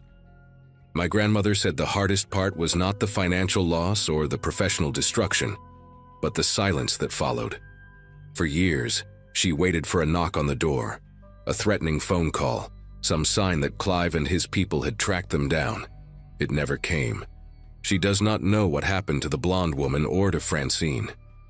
She never saw any news reports about a burglary ring being dismantled, never heard the name Clive Ashford mentioned in connection with any criminal investigation.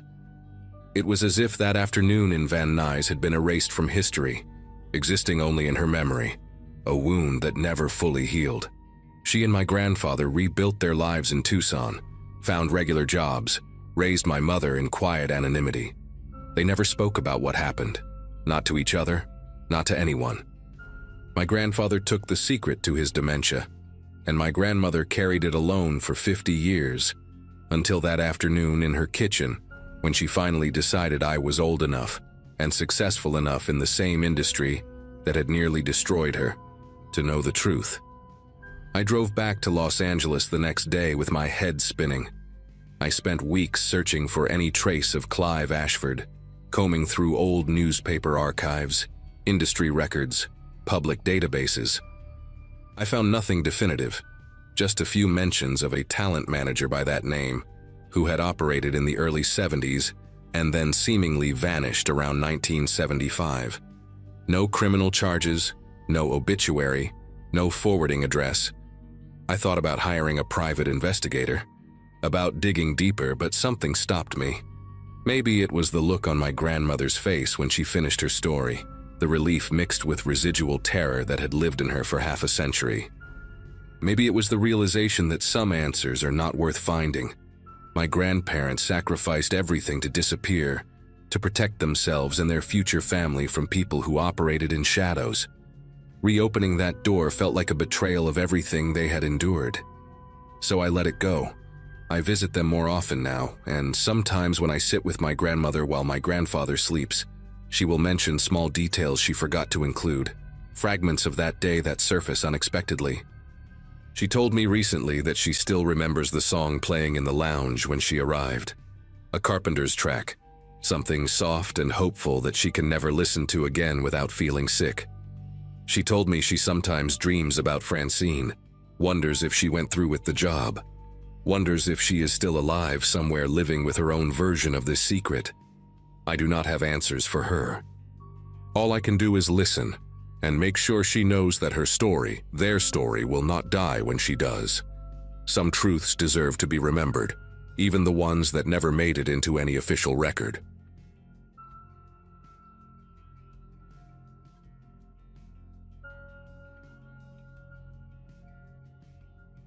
Late summer in 2024 found me staying at my grandmother Edith's house for a few nights, trying to help my mom manage things from a distance. Life had slowed down for me then. Freelance work, no strict schedule, and a lot of quiet hours that made the request feel manageable. Edith lived alone in a modest suburban home, the kind with narrow hallways and doors that never quite lined up right. Her dementia had been getting worse, especially after sunset, but during the day she could still hold a conversation and joke about old TV shows. I told myself this was just family duty, nothing dramatic. The first evening passed with mild confusion, repeated questions and a nervous habit of checking windows. Still, she recognized me, called me by name, and insisted on making tea she forgot to drink. I slept in the guest room, shoes by the bed, just in case she wandered. At that point, fear wasn't part of the equation yet. As daylight faded the next evening, her behavior shifted in a way I hadn't seen before. Edith stopped pacing and instead sat very still at the kitchen table, eyes sharp, listening to every sound in the house. Her voice dropped when she spoke, accusing me of touching her things, moving papers, opening drawers.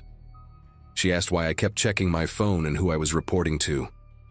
When I laughed it off, she slammed her hand on the table hard enough to rattle the silverware.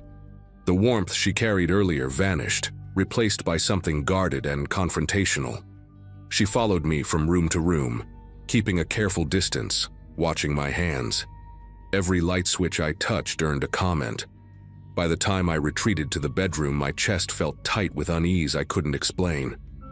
That night unfolded slowly, stretched thin by the silence of the house. The door to the guest room closed with a soft click that didn't sound like it came from my side. A moment later, metal scraped against metal, deliberate and controlled. Edith's voice came through the door, calm and steady, explaining that she needed to lock it from the outside. She said she couldn't risk letting it move freely once the house settled. I asked what she meant, keeping my voice low so I wouldn't escalate things. She told me I knew exactly what she meant and accused me of pretending. Her footsteps moved away, followed by the sound of another lock turning somewhere down the hall. Sleep never came. I sat on the bed, listening to the house breathe, counting every creak.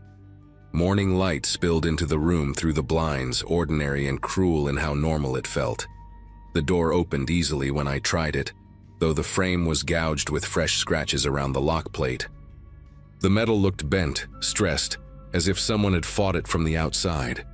Edith stood in the kitchen humming, cheerful, asking why I looked so tired. She remembered nothing about the night, nothing about the locks, nothing about it. When I showed her the damage, she frowned like she'd never seen that door before. The house felt empty in a way I can't fully explain, like something had left quietly before dawn. I packed my bag before lunch, promising to come back soon, knowing I wouldn't sleep another night under that roof. Driving away didn't bring the relief I expected. The image of those scratches stayed vivid, looping in my head every time traffic slowed. By the afternoon, guilt crept in, heavy and persistent, so I returned the same day with groceries and a resolve to stay one more night. Edith greeted me warmly, apologetic for being difficult lately, though she couldn't explain what that meant. I inspected the doors again while she wasn't looking. The damaged locks were still there, deeper than I remembered, like grooves pressed with intent. I told myself stress had sharpened my imagination.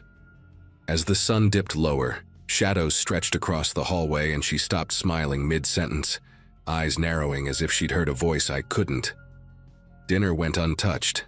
She asked me to sit where she could see me.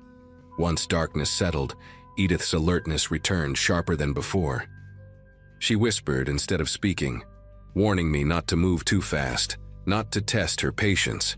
Every few minutes she checked the hallway, pressing her ear to the wall, nodding as if listening to instructions. When I suggested calling my mom, her face hardened and she accused me of signaling. She blocked the kitchen doorway with a chair, explaining that pathways mattered at night. The house felt smaller with every adjustment she made, furniture dragged into odd positions, lamps unplugged. When I finally excused myself to the bedroom, she followed, standing just far enough away that I couldn't read her expression clearly. The door closed between us, and I waited for the sound I dreaded.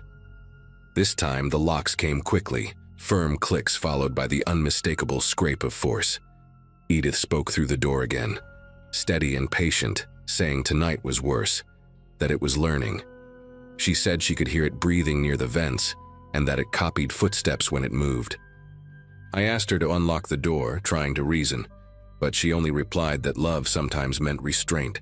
Something brushed the other side of the door, slow and deliberate, not heavy, but intentional enough to make my pulse race.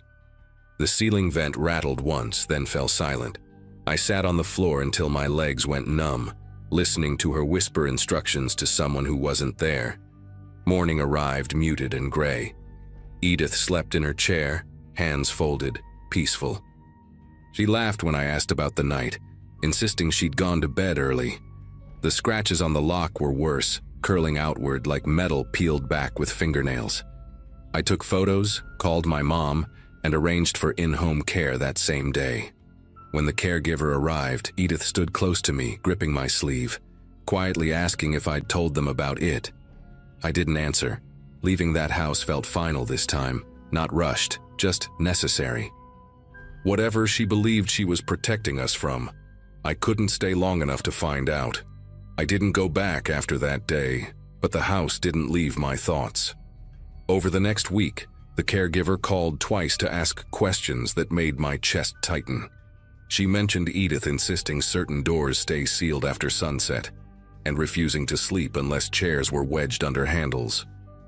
One evening, the caregiver found Edith standing in the hallway, pressing her palm flat against a bedroom door, listening.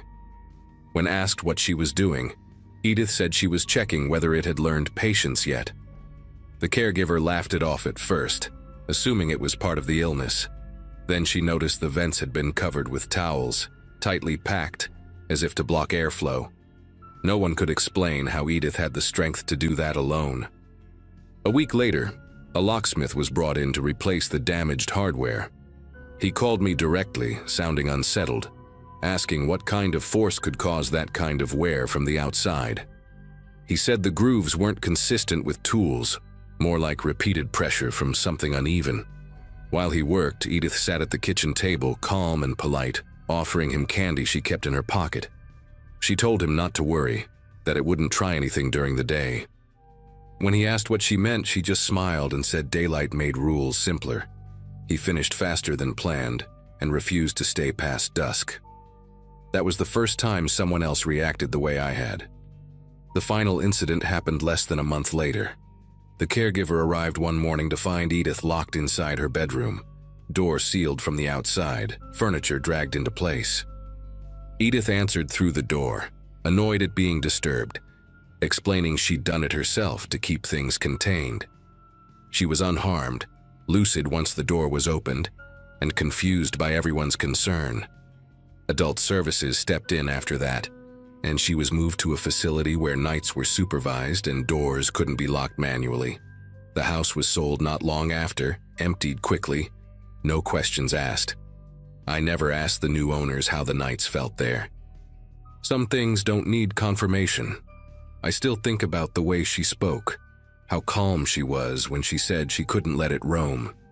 Dementia explains a lot, but it doesn't explain the damage or the way multiple people felt watched after dark in that house. Maybe she believed she was protecting us from something imaginary, or maybe fear gave her strength and purpose when her mind was failing. What I know is this: after she moved out, no more locks were scratched, no doors sealed themselves, and no one reported sounds in the vents. Whatever she thought she was keeping in check, it stopped the moment she left. And that's the part I don't try to rationalize anymore.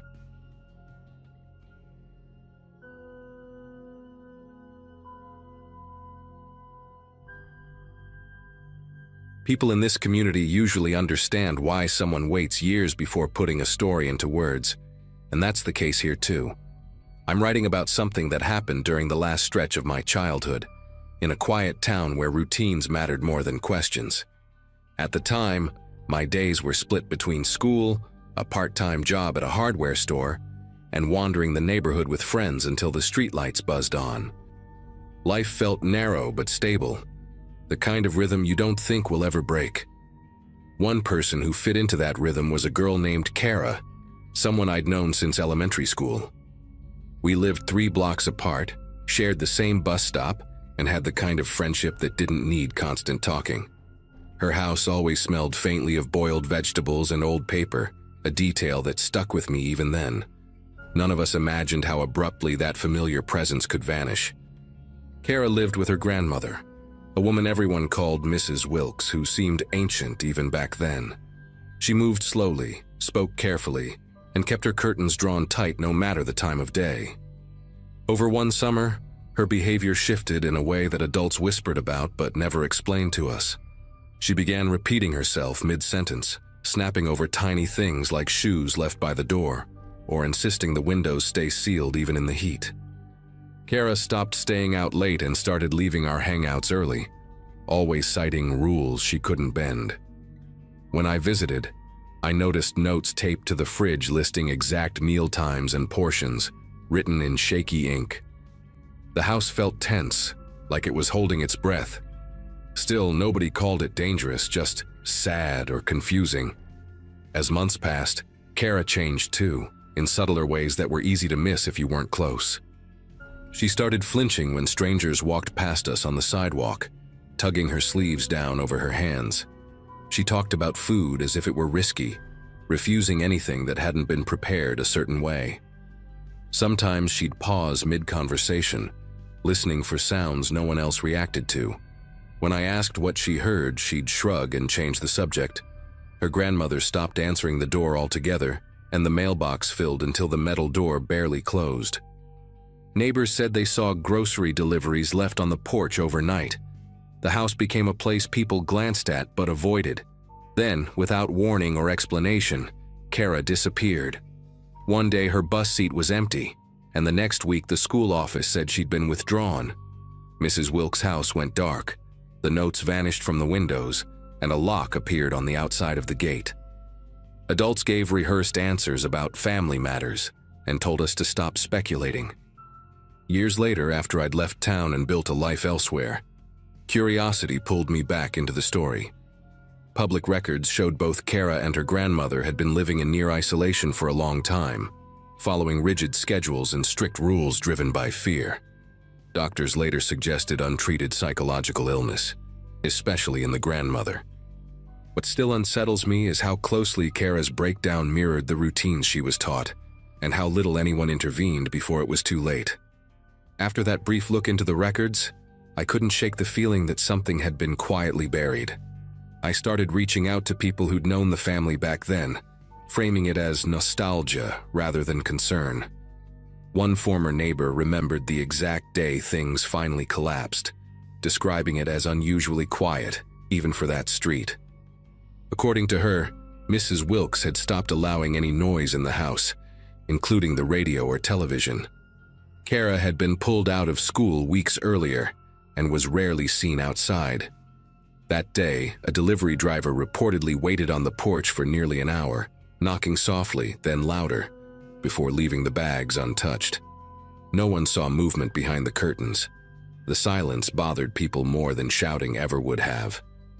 I tracked down a retired social worker who had briefly reviewed the case years after the disappearance. She spoke carefully, choosing words like she was still being recorded. She explained that the grandmother had developed severe paranoia, centered around contamination and outside influence. Her routines weren't just habits but protective rituals, enforced with absolute authority. Kara's role shifted from child to participant, then to enforcer, mirroring behaviors that kept them safe. The records noted that Kara resisted at first, sneaking food or lingering at windows. Over time, those acts stopped. The social worker said this kind of psychological entanglement was rare but devastating, especially without intervention. What disturbed me most was learning how that final day unfolded. Emergency services were called by a neighbor after a smell-raised concern, something sour and unmistakably wrong. Inside, they found Mrs. Wilkes unresponsive, her body already cold. Kara was still alive, sitting at the kitchen table, following the schedule taped to the wall. She hadn't eaten since the previous evening because the next mealtime hadn't arrived yet. She didn't cry or speak when help arrived, only asked whether the house would be sealed again afterward. The responders noted her calm as unsettling, like someone waiting for permission to exist. Kara was taken away that day and placed into long-term care, though details about where she went were limited. Her grandmother's death was ruled natural, but the circumstances raised concerns that never led to charges. The house was sold, cleaned, and repainted, erasing visible traces of what happened inside. Still, whenever I think back to that single day, it feels like a quiet ending to a long, invisible disaster. A child learned fear as routine, obedience as safety, and isolation as love. Even now, I wonder how different things might have been if someone had knocked harder, asked more questions, or refused to look away. What followed was a kind of quiet aftermath that didn't make headlines or inspire town meetings.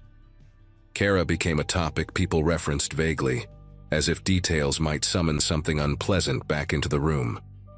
I learned she was evaluated extensively and diagnosed with severe anxiety shaped by prolonged psychological control.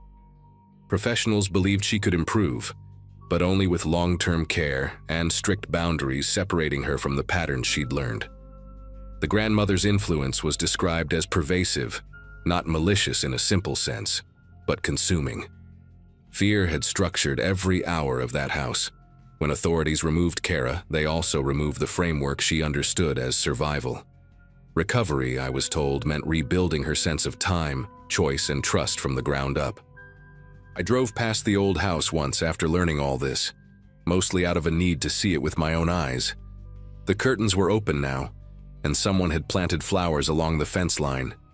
From the outside, it looked ordinary, almost inviting.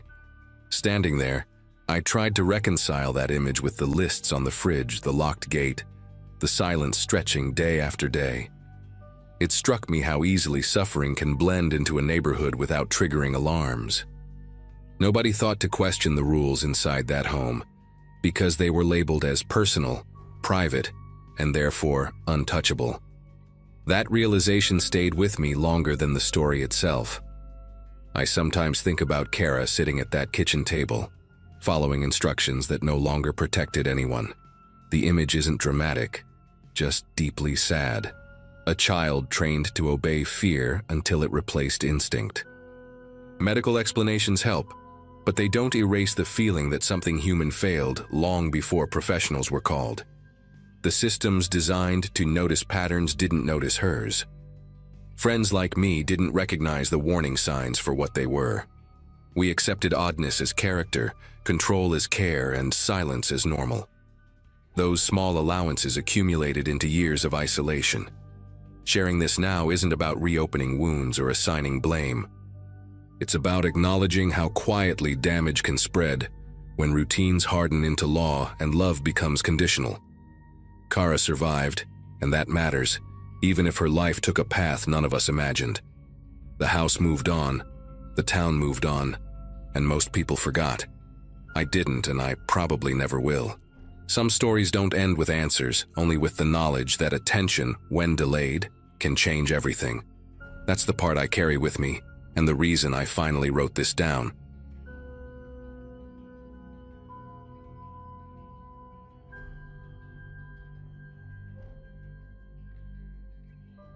Visiting my grandparents had always meant quiet afternoons and predictable routines, but this trip felt different from the moment I passed through the stone gates of their retirement community. They had moved there less than a year earlier, drawn by glossy brochures promising longevity, comfort, and next-level wellness. The place looked more like a luxury resort than a senior complex. All glass facades, manicured hedges, and staff dressed in spotless white uniforms. Everyone I saw walking the paths looked unsettlingly healthy, with straight posture, bright eyes, and skin that didn't match their age. It was impressive at first, almost comforting, like proof that my grandparents were in good hands. Still, something about the silence bothered me, the way conversations stopped when staff passed by. My grandfather, Harold, hugged me tightly but didn't linger, glancing toward the main building as if he were being timed. My grandmother, June, smiled a lot, but it felt rehearsed, like a habit she couldn't turn off. That first evening, I chalked it up to adjusting to a new environment and told myself I was overthinking things. Staying in their guest suite came with a stack of printed rules left neatly on the table, heavier than what you'd expect for a simple visit.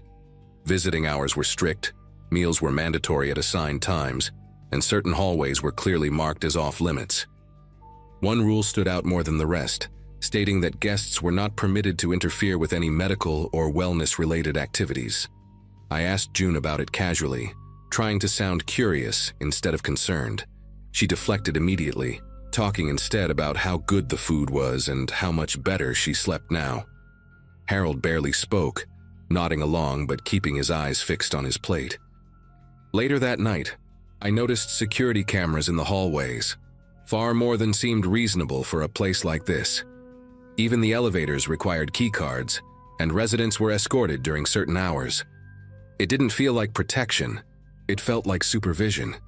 The next morning, I followed my grandparents to what they called a wellness session, expecting something like physical therapy or yoga. Instead, they were separated at a set of double doors labeled with a clinical code instead of a name. Guests weren't allowed inside, so I waited nearby, pretending to scroll on my phone while listening. From behind the doors came low humming sounds, mechanical and steady, mixed with voices giving calm instructions. Residents went in relaxed and talkative, but when they came back out, their expressions were blank, their movements precise, almost synchronized. One woman passed me, her pupils oddly dilated, her smile fixed as if she'd forgotten why she was smiling. A staff member noticed me watching and gently repositioned himself between me and the doorway without saying a word. The message was clear enough without language. When my grandparents returned, they claimed everything was fine, but neither could explain what the procedure actually involved. As the day went on, small details started piling up in ways I couldn't ignore anymore. I overheard two residents whispering near the garden, one asking the other how many cycles they had left. In the common lounge, a television looped promotional videos about vitality and extended lifespan, always cutting away before explaining how it was achieved. I noticed locked doors marked as medical storage, each with biometric scanners instead of simple locks. During lunch, June repeated the same story twice, word for word, unaware she'd already told it. Harold's hands rested perfectly still on the table, not even trembling when he lifted his glass. When I asked about friends they'd made there, they struggled to name anyone who had moved out or passed away. That was when it hit me that no one ever seemed to leave this place. Not really. That afternoon, curiosity pushed past politeness, and I took a longer walk alone through the community while my grandparents rested. Behind the main recreational wing, a service corridor branched off toward a low building with frosted windows. and no signage. A faint antiseptic smell hung in the air, sharp enough to sting the nose. Two residents in identical robes waited on a bench nearby, wrists marked with thin, red impressions like tight bands had been removed recently. One of them noticed me looking and quietly warned me not to ask questions if I planned on enjoying my stay. Before I could respond, a staff member appeared and guided them inside, locking the door behind them with a keypad. The hallway lights dimmed slightly after they entered, as if conserving energy or hiding activity. Standing there alone, the place no longer felt luxurious, just controlled and carefully sealed. Dinner that evening was quieter than the night before, and the dining hall buzzed with an artificial cheer that felt forced. Conversations revolved around improvements, clearer thinking, stronger joints, better memory, all spoken in the same calm cadence. Harold mentioned a new treatment he'd been approved for, something that required a small contribution, though he couldn't explain what that meant. June squeezed his arm gently when he spoke, her eyes darting toward a nearby staff member before returning to her plate. Later, back in the suite, I pressed them harder than I had before, asking what they'd signed when they moved in. They admitted there were contracts, dense ones, outlining long-term care agreements and consent for experimental wellness programs. The word experimental sat between us, heavy and unresolved. Neither of them could say exactly what they'd agreed to in exchange for staying there. Night settled in, and sleep didn't come easily, so I listened to the building around me. Somewhere below, machinery ran in steady intervals, not loud enough to identify but persistent enough to notice. Footsteps echoed in the corridor at regular times, followed by soft knocks and doors opening without conversation.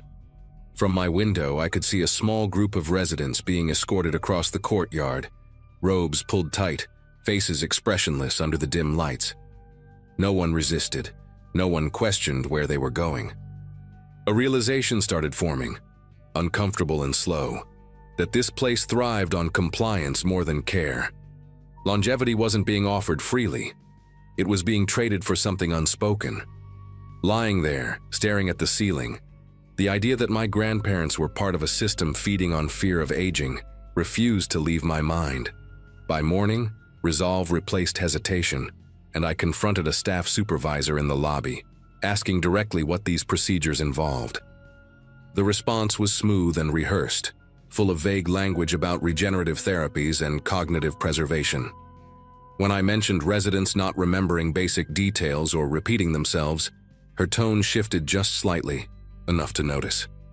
She reminded me that participation was voluntary and that extended life required commitment and sacrifice.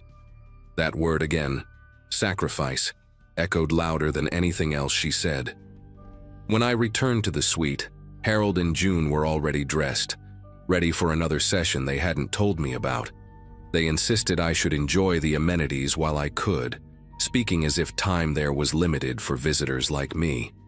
Watching them walk away with their assigned escort, the distance between suspicion and certainty finally closed.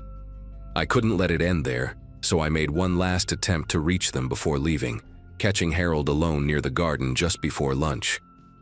Up close, the changes were impossible to ignore, not dramatic but deeply wrong in subtle ways. His gaze lingered a second too long before recognizing me, and his voice carried a flat steadiness that didn't belong to him. He talked about how aging was a choice people made when they stopped investing in themselves, repeating phrases I'd heard in the promotional videos. When I asked if he was happy, he paused, searching for the word like it had slipped out of reach. June appeared beside him, guiding him away gently, thanking me for visiting with a politeness that felt practiced. Watching them walk off together, I understood they weren't just residents anymore. They were assets in a system built to harvest hope and obedience. Before leaving, I stopped by the front desk to formally check out, hoping someone might slip and say something real. Instead, I was handed a pamphlet about future enrollment opportunities and told visitors often reconsider once they see the benefits firsthand. The implication wasn't subtle, and it left a sour weight in my chest. As I waited for my ride beyond the gates, another group of new arrivals rolled in, laughing, impressed, carrying suitcases full of trust. The staff welcomed them warmly, already easing them into the rhythm of rules and reassurances. I wanted to warn them, to say something, anything, but every part of the place seemed designed to smother doubt before it could take root. Leaving felt less like a goodbye and more like an escape. Once home, I tried to convince myself that reporting the place would change something, but every attempt hit a wall of legality and consent forms. Everything had been signed, approved, sanitized by language that hid consequences behind promises. My grandparents stopped answering calls after a while, and when they did respond, their messages were short and oddly formal. They spoke about progress, clarity, commitment, words that sounded less like them each time. Months later, I received a letter informing me that visits were no longer recommended for the sake of their continued wellness.